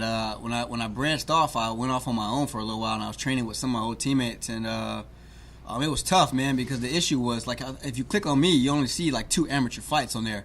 Well, the issue was in Michigan, I was fighting and kicking everybody's ass, man. Some of these top guys, and I wasn't getting credit for it. Yeah, nobody would post their shit. Nobody was posting their shit. And when I finally went to try to make a pro debut, nothing showed up outside of the state. And I went to the gym. I'm like, hey man, what's going on? Why aren't my fights showing up? And they're like, hey, Michigan's not a sanctioned state, so it doesn't show up. Yeah, so I was really pissed, man. My first sanctioned fight was a pro fight. Right. Yeah, it was annoying, man. It was frustrating. Yeah, I could imagine that, man. I could imagine that. Yeah, man. So when I branched out, I actually set up my own fight, man. I got with a promoter in Ohio, Credible Show, and that's going to be the one you see against the Marcus Moody one, Premier MMA. Yeah, I went there and I fought their champion. I showed up, showed out, finished that guy, and took the title in Ohio. And I had another title in Michigan. You see Elite Federation. That one's the one that surprises me that it's even on here. To be honest with you, me too, man. Me too. Because that was some shady shit, man. Well, I defended that belt for them a couple times. Those aren't on there, and then it was crazy, man. Like none of these fights showed up. Well, since we can only see 2 of your amateur fights, what other opponents have you had? Man, I don't remember the names of my victims, brother. But I feel you. I just beat people, man. I don't know. Everybody I fought MMA, I always finished them though. So I've never gone to a decision. When I fought in MMA, man, I finished everyone. Who have I fought? Well, you're speaking as in, have you done amateur boxing or amateur kickboxing? I have. Yeah, amateur boxing. So, yeah, I did some amateur boxing. I knocked those guys out. Okay. Amateur kickboxing. So, yeah, that one went to decision. I was freaking sick with the flu, and I beat an undefeated guy, man. I still won. Where did you fight him at Elite Federation? That was Elite Federation, yeah. Okay, because I know they did kickboxing. Yeah, I did one for them, man. I was freaking sick, too. Sick as a dog, bro. I could barely breathe. I had a halls before I fucking fought. How many amateur boxing matches did you have? 3-0. Oh, okay, nice. Yeah. So, Yeah, man, 3-0 boxing, and then it was 1-0 kickboxing. Okay. So I add them all together, but officially MMA was 9-2. Okay. All 9 are by finish, and then in boxing 3-0. 2 of those were knockout. Well, those 2 losses, how did they come by? Ego, man. I was injured before those fights, and I kept fighting back to back. One was my debut. I broke my hand in a boxing match. I knocked the guy out, broke my hand.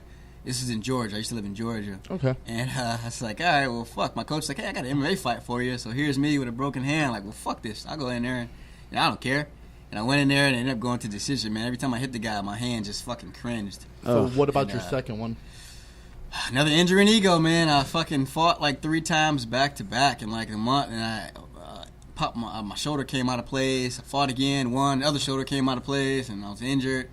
And booked for another fight, and it showed up, and that one went to decision. So losing, you've never been finished. Fuck no. Okay. Hey, no, I'm savage as fuck. No man can stand against me, man. No, so that's what I was asking, because you said like no fight has gone to a decision when you win. Yeah. But the only way that you're saying that you can be beat is if the judges. I beat myself. There you go. Yeah, I don't even believe in judges being there, man. I don't even see the judges, man. I finish them. The only time I've ever lost in a fight, bro, is when I beat myself. Okay. And that's just mental, mentally or injury. You can blame it on whatever you want. But when you got an injury, sometimes your mental isn't there. And if your mental isn't in the fight, man, you're not going to go in there and perform at your best. Speaking of mental, Andrew, how did... Get off your phone. Yeah, please. How did... hey, do me a favor. Serving in the military help you prepare for being in the cage with everybody like looking at you? Because obviously being in the military, you're in a pressure cooker situation, and you did 2 tours over in Afghanistan. Man, after some of the things I've been through, man, I've been through some shit where like nothing ever phases me anymore, dude. Like, to be honest with you, when you go through things, you don't see it at the time, but everything happens for a reason, and every step that you go through in life prepares you for the next step. And the things that I've been through, there's nothing. I have no fear of anything, man. I'm able to perform and do things now that had I not gone through some of the stuff that I've went through, I couldn't do. So when it comes to this fighting, I love it, man. It gives me that adrenaline kick, and I'm in love with the fight game, man. It's just all I do. I love it, and I'm able to step into any arena. It doesn't matter if I'm against the hometown hero, surrounded. I don't care. Like, I go and I perform. Like, I'm in there, to win and to destroy my opponent, man. And my mind is so focused. Like, I can't even describe it. I can't even describe it. I don't even show up to fight. I show up to fucking kill a guy. Like, my mission when I get in that fucking cage, I want to kill my opponent before the ref stops it. If I can fucking kill him and the ref doesn't stop it, then that's what I want to do. Hey. I have to ask for your stop because, A, that might be a possible lawsuit. Us now? No. No, This was the same discussion me and Matt had. Remember? Man. Hold on. No. Hey. No. Remember? No. Hold on. Hey. Yes. They signed a waiver for fact. No. Bro, you're getting punched in the fuck. When I fought that one fucking guy, what was his name? But when you're on the air right now saying that I want to, if you read the small print, it says, "Hey, you could die." Like, that's one of the disclaimers. Okay. You could die. So they know. I understand that because even if you go and train at a gym, you have to sign a waiver. Yeah, it's a risk. When I fought Aaron Daniels, I told Matt the day beforehand I was going to kill the motherfucker. You were there at that fight, weren't you? It's a risk, man. Right. Yeah, but he almost actually did die. Listen. Marcus, hey, John Jones said he was going to kill Daniel Cormier. Bro, hey, you can say whatever. It's like fucking Rocky, man. The Russian, if he dies, he dies. Yeah. I don't got no compassion for it. That's a movie. It's a fight. Listen. It's a fucking fight. Shut up, bitch. You have to listen to. There's a little bit of legal repercussion if you happen to say, hey, I want to kill this person before the fight. No. He said He says when he goes. He didn't. Okay, wait. Time out. Oh, wait. Hey, no. Here, I'll be fair. This is how we'll figure it out right now. Before you get in the cage, if he walked past you want to kill him and you're going to kill him? No, I wouldn't do that. Point exactly. There you go. Boom, there you go. But when you get in the cage, you're going to kill him. Oh, yeah. The fucking full moon is out, man. There you go. Solo beast is coming. I get there's a difference between Fucking actually, like, killing somebody, like, oh, I'm going to kill him, like, knock him fuck out, and, like, choke him out. But this man said he straight wants to like murder them. Yes, He didn't say murder. In the cage, I do. I mean, He didn't say murder. No, he So did. if they, he said No, he if said they kill. lost their life in their in the Kill or cage. be killed. That's not my fault. That's not murder. Yeah, Hey, I'm just there to do my So, job. hey, got a sometimes job to do, hey, man. if you get hit too hard, tap out. There you go.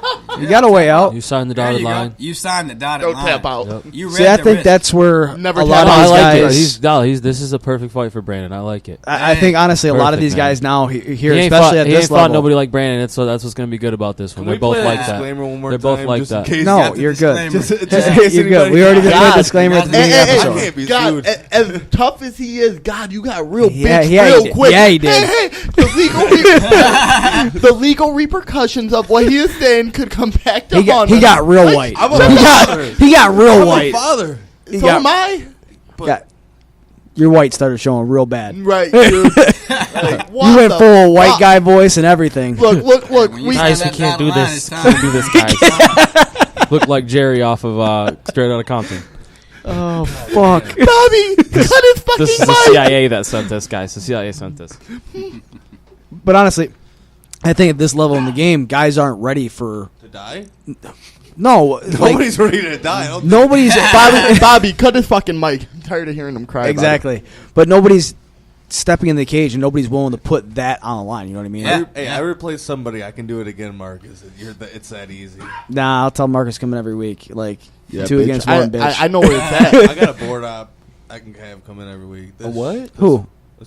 Bobby, stop it. Who? Nobody Stop likes my you. Thunder, bro. Oh, without me, you wouldn't be shit. I second that opinion. Back to I'm going to Detroit Life. shut the Yeah, fuck that's up. man. You do that, you'll be dead to me. How about that one? Yeah, you evicted, nigga.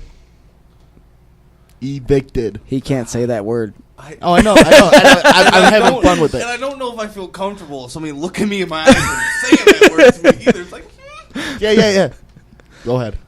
because I felt like it was Go the ahead. white party that said it. Oh no. Oh god. Right here, please. No, I really do feel like it was the white party that said it. It was like, I'm going to like know that I have a black half of me, right? But the white half is going to say this to kind of like flaunt it in front of him. That was what that, it was all a mind game, and I don't play with you like that. I don't How's it negotiate going? with terrorists Yeah, like you. everything's going good, man. So, how's the training camp going? Training is going awesome, man. It's beautiful. It's beautiful. We'll be training right now, but I came here, so I can get it in on my own. But yeah, it's freaking beautiful, man. Training camp is going awesome. I feel great. What? And I'm just ready for war. Said you stopped the man from training. I'm still gonna get it in. Yeah, no, Oh, yeah. He's he's got You tomorrow. got to. I bet you he'll be training tomorrow too. Yeah, you're right. In the day after that. Oh, he's definitely a workhorse. He's Yeah. definitely coming for it, Well, that's the guy's fighting's the same way. and that's Yeah, awesome. good thing. Like, Yeah. that's gonna make. That's why I was excited when they announced this fucking fight. Yeah. No, when Matt messaged me and told me, and I was like, yeah, that's gonna be sick, man. That's awesome. Yeah, It's that's good what for both everybody's guys. saying. That's great for both guys because, like I said, Not with only is him- it great for both guys because they're both fighting a high level dude. Yep. It's great for promotion. Promotion. for the promotion for Fans, guys like us fans, who everybody, yeah. do this every week and have something to talk Who about. the fuck is this guy? All right, Marcus, you're no sorry. longer a part of the show. I never heard somebody say the Conor McGregor line in such a flamboyant voice. Like, In an American voice. no, it was like, who the fuck is this guy? You know, things like that happen. Sorry, I'm not. I'm gonna, because last time I walked by him, he Where are you going, Marcus? started choking me. Going home. That's not nice. Take it. But no, it gives me, Marcus, and Andrew something to talk about it, but also the fans. This is going to be a fucking fight that's going to be fireworks. Yeah, you guys are gonna love it. You guys are gonna love it. I'm gonna love it too. But you guys are gonna love it. Yeah. Oh yeah. Shit, man. I I want to know though, like I get it, like Solo Beast, right? Want to know what 4 and 2 says something about you as a person alone about taking a fight like that. You don't see a lot of guys wanting to take that risk or that. Well, Brandon can't find a fight neither. You know, after he's beat a couple dudes, he's been struggling to find fights. Yeah. I've So heard then that. when I found out that Matt was talking about him and the same thing, so I'm like, then these two are perfect for each other because they both know what it's like for guys to back out or not even Yeah. sign the line. So it's gonna be fun. That's awesome. Yeah, I was saying off air, man, that sucks, man. You're training your ass off as a professional, getting ready for these fights, and you're looking forward to, that fight happening. They're paying you for it, and a fucking guy backs out. It's like, man, what the fuck? You're Yeah. a professional fighter. This is how you eat, man, and so that sucks, Yeah, it's not. I mean, you had what, 3 opponents for King of the Cage, Yeah. and then you had the guy who was supposed to fight just not show up fight day. Yeah. Well, which one? Which one you talking about? Chris Bourdon. Yeah. Well, he called, man, and he didn't show up, and then he's supposed to come in the morning or something like that, and then I don't know if he got cold feet. He heard some horror ghost stories about me or whatever, but he said he got a new job at UPS and didn't want to get hurt and ruin his new job, so he backed out the day before. That's fucked up. Posted it on Facebook, some other shit, man. So it was just ridiculous. Wasn't he already like 1-9 or something like that? Yeah, but you know what? I heard prior he had already had shit like that happen. Yeah, he was known to do some shit like that. Well, he's awesome for finding great jobs before a fight. But you should just keep him. If you would have kept one of them. Fucking A. Yeah, but this is going to be good, man. I've always said this, even in my amateur, there's no man that can stand against me, man. So me taking a fight with a guy 4-2 doesn't mean shit to me. I'll beat anyone I fight, man. That's just how it goes. When I get in that cage, it's personal. I'm not there to fight. I'm there to fucking finish and destroy. So I don't give a fuck what somebody's record is. I don't care who they fought. I don't care their skill set. I know who I am, and I don't lose. I win. And when we go in there on September 30th, I'm going to fucking finish the fight. I don't give a fuck about a record or who he's fought. As a matter of fact, he actually fought one of my teammates last time. Anthony Fleming? Yeah, Anthony Fleming. He's a good friend and teammate. So, we had worked on some of the stuff that he had lost to last time. It was unfortunate.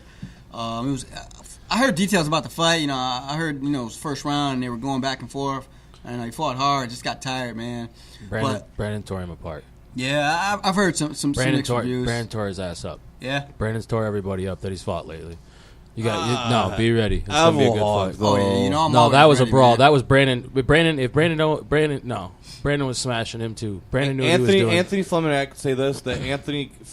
I think Brandon. Anthony came up really high. I think Brandon started a little slow, and that's why. Brandon starts slow. That's why maybe you could say, a banger. Anthony came. But yes, Brandon in fact destroyed Anthony in that fight. But the Evil Hawk fight, Brandon's a banger. Evil Hawk had he is a banger. Brandon won that fight hands down every round. But Herman's not a quitter. Herman's a tough ass dude. So that was Brandon finishing somebody that doesn't get finished. Herman had never been finished. That was Brandon finishing somebody that's never been finished. But he had Brandon in trouble some moments in that fight. Hey, I've never been finished. That's Brandon he can banging. do with me. Yeah. That's why I like this fight so much. That's Brandon banging. Brandon will bang. That's good, man. I remember watching the Shinovar fight. That was a sweet fight. I didn't think that was a split decision. I think that he dominated Shinovar the whole fight. I think that should have been Which one are you looking decision. Mike Shinovar, Brandon Emmons for TWC. I think that I don't know why they played in the Shinovar's favor. I think that Brandon totally dominated that fight. Mm-hmm. But every time I've ever seen Brandon Emmons fight, he has showed up. Duca was judging. Makes sense. Makes that fucking sense. guy.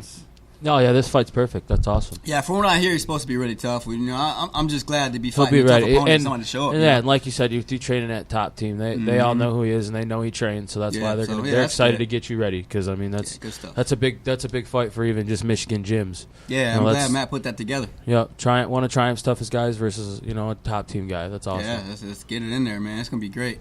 Sparks are gonna fly, and a lot of people are, claiming it to be a great war zone, man. So I look forward to going in there and showcasing some good stuff.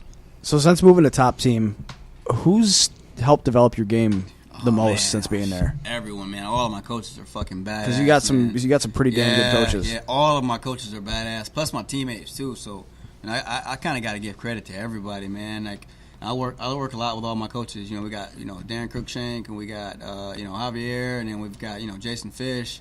We've got Kara, and that's what I was gonna say. I hear good things about Kara. Yeah, man. She's a fucking savage. I'm good friends with. I grew up with Cody, so I mean, Cody's awesome too. I'm man. good. We work together Darren and me talk a lot, and I always talk about taking trips and getting into some work at top team. I got some buddies that train there. Yeah, that's good, man. No, I hear a lot of good things about her. Yeah, she's awesome, man. The coaches are, and then a lot of the teammates and fighters, man, really step up and help each other out too. So it's just all. I mean, that's everything with the gym. If you got guys that aren't fighting, but yet they're still in the gym helping people prepare for fights, that's what makes the gym. Yeah. I mean, your training partner is just as important as you are. Yeah, this is true. Now, are you using that room downstairs, the Detroit Jiu-Jitsu? Yeah, I poke my head in there sometimes too. They're awesome too, man. Detroit Jiu-Jitsu, badass. Like you go down there. You putting on that gi? Yeah, sometimes. It's been a long time like it is, but sometimes I do go down here and get it in, man. But those guys are awesome too, and just to work off a sister gym, they help us a lot. You know, upstairs in Michigan Top Team too. Like we work together. So Detroit Jiu-Jitsu is like they got a part lot of the family. They got a lot of really good guys. Mm-hmm. You know, I see a lot of their brown belts and their black belts. They got a lot of good guys. Yeah, man. It's like a double whammy partnership, man. You get the best of both worlds under one roof. And you know what? Now that you use them downstairs, you pop your head in there. I'm so happy. Yeah. Because that's been the one thing that's bugged me about Top Team. The Is ground that game? that a lot of the guys don't utilize that Yeah. fucking great jiu-jitsu school that they got downstairs. I'm like, God damn it! Yeah, man. They're awesome. Yeah. And they're then willing to help you. then recently, a lot of the guys have been going downstairs, and I'm like, yes, And they've been getting yes, better too. fuck yeah. The ground game is huge. And I think that's Yeah. what helped Mo out big time when he fought Ken Cross. And that was a is that he beautiful started finish. Mo, as he Mo looked good. He was very composed. yeah Very composed fighter. because fucking Well, Ken had his that's back top and team. and That's then top team. I know he started Yeah. using Detroit Jiu-Jitsu, so he Yeah. was able. He's like, Beautiful. fuck this. Yeah. The way he escaped and then got that finish, beautiful. Yep. Yeah, So Mo's badass for that one. Is Kenny still over there at Triumph with you? Or is he taking some time away from the sport? No, I don't know. He's doing his own thing, I think. Kind of training on his own. Like he was before? Yeah. I think he's just kind of taking a step away from being in the gym and kind of reevaluating, which, like I said, man, you don't know. Nobody knows what's going on in his life but him. So that's how I look at it. I walk in my shoes, you walk in yours, and fight night, we do what we do. So let me get your guys' thoughts on. Let's step away from KOP 58 for a second. There was a fight that hasn't been announced, but two fighters agreed to fight, and I think it's a badass fight. Oh. Devin Smith and Josh Bruckner. Yeah. We were just talking about it outside. What do you guys think about that fight? Man, I don't know too much about him. So. I can't pick. I tell you know- my know thoughts on the I fight. don't know I Josh. hate it because both of them guys are personal friends of mine. Friends. I don't know Josh. I got him on Instagram, and he seems like a pretty cool guy. He hangs out with Bobby, and I know Cool. Bobby. Is that what you said That's outside? what I said you he's said. sexy. He's a beautiful man. There we go. That's what he Very said. beautiful. But Hey, Devin it was does unanimous his thing decision. too. Hold on. Devin's What- a good-looking guy too. I've known Devin since I was when little. he cuts his hair. When he cuts his hair. What- I've known Devin since I was, me and Devin go way back, freestyle wrestling days. So I mean, Figured out something I can outside never about pick away Marcus, from though. Devin.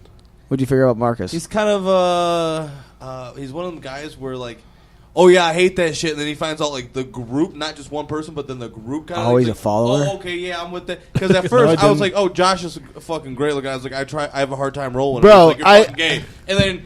No, brother no, was no, like, hey, whoa, fucking whoa, sexy. He's like- whoa, time out, time out, no, no, no, no, no, I no, really no, wanted to fight him no, because no, he was no, pretty. I really no, wanted no, to no, fight no, him because time he was out. pretty. Can we called me gay. call out? He called me. Can we gay. call out? Call out what? Call out. Because I'll have somebody. I don't know how to do that yet. Oh, you're a fucking. I'm not even gonna lie. I don't know how to do that yet. I can legitimately call my girlfriend right now. When I was supposed to fight him, what I was saying about him. No, I'm just fucking with him. Was No, it- fuck you. was no, it- fuck you. Try to call me out on some bullshit. I'll fuck you up. Yeah, right. It's a man's decision though. Thing. He's a good looking. Bobby even knows the story. I told you guys outside. Listen, Once upon a Josh time, came in Josh- with cologne one day, and I Had Josh told been- him that he was trying to get me all chubbed up before I rolled with him. He's funny. Had Josh been a little bit older one night, would have been a big old cock block for me.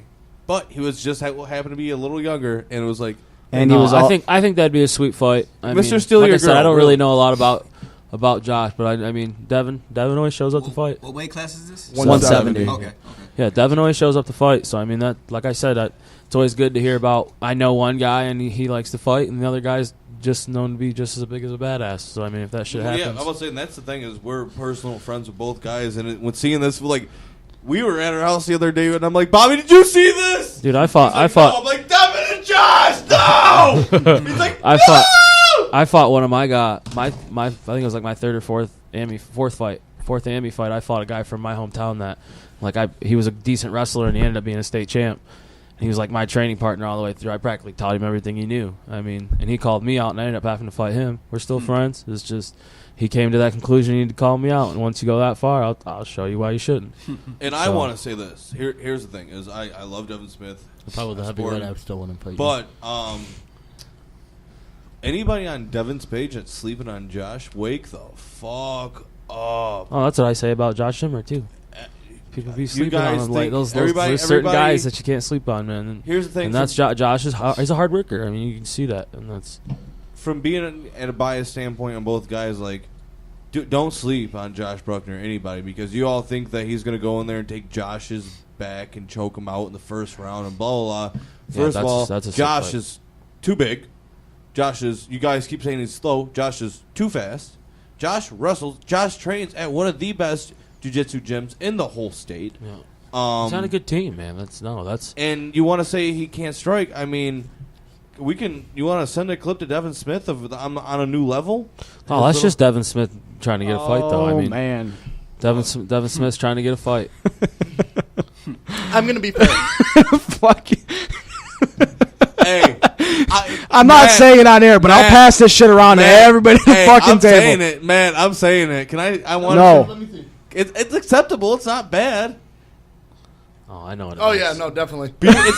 Basically, Beauty and the Beast is basically what we're told. The ugliest fighter in the state versus the prettiest fighter in the state. That's funny. Look, I'm gonna. And I think that Josh that's good. No homo. Josh is better looking than Troy Lamson. I'll go Is there. it on there? I'll go there. No, look, I'm gonna be real fair. Oh, dude, No, I'm gonna be real fair. your mouth is watering over there and stuff. Thinking Look. about Josh. Devin is a good fighter. Devin is ugly. I can't say Okay, I'm a sponsor of this guy. Okay, Devin's a good fighter. He is on Facebook asking for fights a lot. From what I hear, because certain people I know threw their name into a hat to fight him, because some people just legitimately give no fucks. You can't make a fight happen when you're begging or asking for that much money. When you want to be the A-side fighter, no offense, just like in boxing, when you want to be the A-side fighter, you got to give up money. If you're not giving up money and it doesn't make sense for them to pay the guy to come fight you, Josh will be traveling about 3 hours away for that fight. no, but Josh will still sell. KOP takes care of their people, though. But what I'm saying is, with Devin being that A fighter, and he's going to get his money that he asked for. Sell some tickets. You want more money? Sell some tickets. No. I'm saying that's what it's based on. Well, and sell your tickets. When this fight was asked for, what the one person asked for was way too much to bring in the other person. Like, the person wasn't begging for a fight. They're going to fight regardless. The other person's asking for a fight. Go down on your purse. If you want to fight that bad, and you have to No, we talked about that. With me fighting, I mean, if I'm going to fight a higher ranked guy and you're going to have to pay him some money to come in, I'll take the whatever for the publicity side of it. Well, no, not even that. But if you're Devin ranked in the state? Like 4. 4? See, and here's another thing I hate is we were looking at it earlier. Josh is ranked number 23, and you can sit there and dispute that all day. Yeah, but you know what? He should be ranked a lot higher. But on the same side, they have a lot of guys ranked at welterweight that haven't fought in welterweight in like a year and a half. That's why you can't really take Tapology. No, Tapology. Yeah. Gauntlet. Go to Gauntlet MMA. Now, do they have an actual website? No. Rankings are rankings, but you just look at it as hopefully the fight happens. That'll tell you who's better than who. Hey, they keep saying November. I pray. Oh, yeah. I will be thankful for that. I'm thankful. No, look out for a Sports Radio Detroit article on that. Yeah, that's a badass fight wherever they fight at. I mean, for whoever, that's good for the promotion. Two badasses meeting now always sparks a good fun. Yeah, I mean, with fights like you and Ray, you and Brandon, and if this fight happens, it's forcing everybody to look at the state of Michigan. Yeah, you got to. Like, look at the talent that we're fucking creating. Michigan's coming up, man. Since we became sanctioned, we got some fucking killers coming out of Even here. before we were sanctioned, we had some fucking killers. Went against Marjan, and he's going up now against Adam King, man. That's another exciting fight. Brandon? Talking about Brandon. Okay, that'd be a good fight. Yeah. Yeah. Him and King. Yeah. Yeah, we got some killers here, man. We just never really got the credit we deserve, man. Yeah, because we didn't have sanctioning, so whenever anybody would come here to fight pro, they were like, what the fuck is going on? Yep. Yep. This is crazy. Yeah. Tell you what, man. I don't have to have what? Who have either been in the UFC or in other big organizations. And I'm not talking about the guys who were from here and moved away, like Ferguson and other guys like that. I'm talking about Bobby Nash, Amanda Bobby Cooper, Miles Jury. Well, even Miles moved away for a while. Moved away, but he's back now. Yeah, he's back now. That's good for But Bobby even when he too. moved away, he came back and got the fucking key to Hazel Park. Like, we're getting some great Darren Cruikshank, now Cody Stamen. We're getting. I'm upset that fight We got didn't Jared happen. too. He just Jared too. Brooks. He's fighting again too. Yeah. we got great representation now. Out of the state, and we got an event coming well, here. And like Cody was the first one from KOP, so I mean, Bobby was scheduled, but then obviously the guy backed out. For three opponents backed out. Yeah. Well, and Bobby had a hard time too. I'm gonna take that 145 and go to the UFC after I finish beating everybody in the weight class. I'm gonna put it on my back and go ahead and represent for us. So right. Work my way now. better. Would you ever consider going down to 35? Fuck no. Hell no, man. Are you cutting a lot of weight to make 45? Nah, not really, man. You know what, man? A lot of these people, sometimes people cut 30, 40 pounds. Man, I don't think that's good for a fighter long term. Thank you. It's just something that I'm not going to personally do. You know, if it works for some people, great. But, I mean, there's a lot of health issues, you know, that leads, you know, up to, you know, when you do that so many times and then over a sustained period of time. You know, some people do it and they're damn near, dead before the fight. I mean, look at case example. Donald Cerrone fought at 55 for years, and then he goes up to 70 and looks like a fucking killer. Yeah. Brandon Evans. Yeah. And then Frankie Edgar. Frankie Edgar for the longest time wasn't cutting any weight really to make 55. Yeah, he's one of my favorite. Yeah. Brandon was a 35er, and he would look dead, dude. You see, that's bad. That's not good for you. So that's like one of your teammates scares the shit out of me when he cuts weight. Mo Shatri. Oh man! Oh my! He went up a weight class now. He goes up. He went. Yeah, thank God. You know what was the funniest thing about that Ken Cross fight? What, them eating fucking watermelon out of the damn, just out of the fucking whole water? They cut like a hole in the top, or fucking digging in with spoons and shit. No, not just that. They had there was a jar of pickles there for the sandwiches. Right? Fucking Mo for everybody to enjoy, and Mo says, "Fuck everyone!" Grabs a jar of pickles and just drinks the goddamn juice out of the pickles. He goes, "No, there's pickles left for everyone." He goes, "But I just drank the juice." So I'm like, "That's fine." Everybody would eat the goddamn pickles. Holy shit! Yeah. So yeah, when I seen him make weight for Ken, I'm like, what the fuck? And we talked about. I talked to him about a DCS. He was like, "That's the first time you ever seen me make weight." I said, "Yeah, that's the first time that you've been scheduled to fight that I've actually gone to weigh-ins at KOP and I actually seen you." I said, "Dude, that's fucking scary, dude." Yeah, man. A lot of even that UFC guy who was supposed to fight at 155, he had like a hole in his stomach from cutting so much weight. What was his name? Kahib or something? Kahib. Khabib Nurmagomedov. Yeah, fucking hole in his stomach from cutting weight, man. His liver shut down. Yeah, it's like, dude, why? If you got to do that to your body, man, don't fight at that weight class. Like, holy shit, man. I don't know. Guys like that shouldn't be calling out Conor McGregor then. And then I'm interested to see how Dos Anjos does because he just moved back up to 170. Yeah. Yeah, so... You see, when you're closer to your normal weight, man, you're so much healthier, so much stronger, so much faster. You know, you're just... you're not depleting yourself. You're not depleting yourself. Yeah, I think that's something something they should really look at in the future of the sport, man. Just kind of, looking out for fighters because sometimes... They'd have to add weight classes for that. I mean, they already added weight classes. Yeah, that is recognizable by like the UFC because like if I could fight, all them weight classes are going to be sanctioned in the long run. Sanctioned and used or they utilized. I bet you any money they're going to be used. I mean, King of the Cage already used them for the longest time. You look how many belts King of the Cage had. They had junior welterweight, all those belts. Oh shit.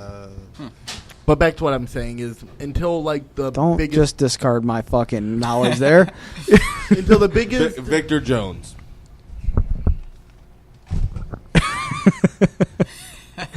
Until what, Marcus? Until the biggest organization in the world starts utilizing these weight classes, is not going to be something that exists. I think there might be though, with more fighters missing weight. Motherfucker, can I talk? But I'm interjecting. I'm letting you talk. Shush. Yes, I understand. With more of these fighters missing weight and things like that, you are getting more catch weights. But until the biggest organization in the world starts utilizing these weight classes, it's not going to be a commonplace thing. That's what I'm saying. Is I think with a lot of these fighters missing weight, like Johnny Hendricks, I think honestly they're going to be forced. No, he's just an idiot. Yeah, he went up a weight class. He went up a weight class and still missed weight. Right? Yeah, like, fuck yeah, he did. That's on him. But no, like I think honestly they're going to be forced to. Yeah. Like no, you know better than that. You just think you're above it and can do whatever the fuck you want. And they still gave him another fight. Yeah, no shit. Still gave him another fight. He's fighting Sells on. tickets. You're on what? Losing 4 fights now? No matter. He sells tickets. He's a wrestler. He's a wrestler, an Okie State wrestler. They got a lot of followers over there. Who? So, huh? What? Who? Hector Lombard. Who? Lombard. Hector Lombard. Lambert, whatever. He's a big juice head. Big as fuck. Less time than that, buddy. Yeah, we got like 3 minutes. Oh shit! Time flies. You're having fun, huh? Yeah, I mean that's. We have 8 minutes. No. No, we got 3. We got to pack up 5 minutes early. The other show is already here. Fuck them. Ooh, no, I'm going. No, is it bad? Because, I mean, I got that guy who fucks shit up. That guy who fucks shit up. You're all right. He can grapple, and I hit hard. I could say fuck that because. But. All right, then. So, any closing parts from you? Well, you know what? This is actually my first time actually seeing the card in order. Is this an order right here? Yeah, you're co-main. Okay, so I'm co-main? Yeah. Okay, good stuff, man. Yeah, it's going to be a great fight, man. Come tune in with CRB right now. Freaking loving it. We're talking some shit. Having a good time. All badasses at the table. It's going to be a great fight. KOP 58, man. Come. Any September sponsors 30th. you'd like to Yeah, shout out? definitely, man. I got to shout out Michigan Top Team. My own gym is sponsoring me, man. Those guys are awesome. Exotic Flooring. Javier, man. They do great work. They're my sponsor, hooking me up, man. Loving it. Detroit MMA TV. See, I got the medallion on right here. I know. I like that. Yeah. They're awesome, man. They're doing a lot for fighters throughout Michigan. Boy, D. Lee, man, really, really looking out. And then my buddy, man, I was a personal trainer back in the day. Still going strong. Team HD, Wayne. This guy is a badass trainer. When I was training, I graduated, top of my class, and he was like number 1. I was like number 2, man. But this dude, from when we transitioned, he's like a badass trainer, man. Just kind of, really, really throughout Michigan, whether it's getting people in shape, fucking muscle development, strength and conditioning, badassery, man. So those are my sponsors: Detroit MMA TV, Exotic Flooring, Michigan Top Team, Team HD. So thanks, and thanks to all my friends, family, everybody who ever supported me, man. Just come out, and I guarantee it's going to be a great show. I'm going to win, too, by the way. But, yeah, it's going to be a great show. Brett? Yeah, big shout-out to Mr. Vapor, for sure. Wilson Construction, he's talking about wanting to sponsor. And, of course, Cage Side Management for bringing me on the team, and Liam for everything. And then, obviously, my family, both families. They help me do a lot, keep me supportive. So, yeah, come out, man. It's awesome on main event. And promise I'll show out and put on a good show for everybody. And obviously, thanks to you guys for letting me come in and be You're on the always mic. welcome. Yeah, I appreciate it. You guys just drove 2 hours plus. 3 hours for me. So Oh, shit, man. appreciate that. I mean, Liam, Always. your go. Yeah, check out Cage Side Management on Facebook. Want to shout out to Combat Corner for hooking up all our fighters with great gear, great discounts. And shout out to MMA Thread, England's #1 MMA media source outlet, for sponsoring us. And shout out to KOP, who will be sponsoring for KOP 58. Thanks, Matt.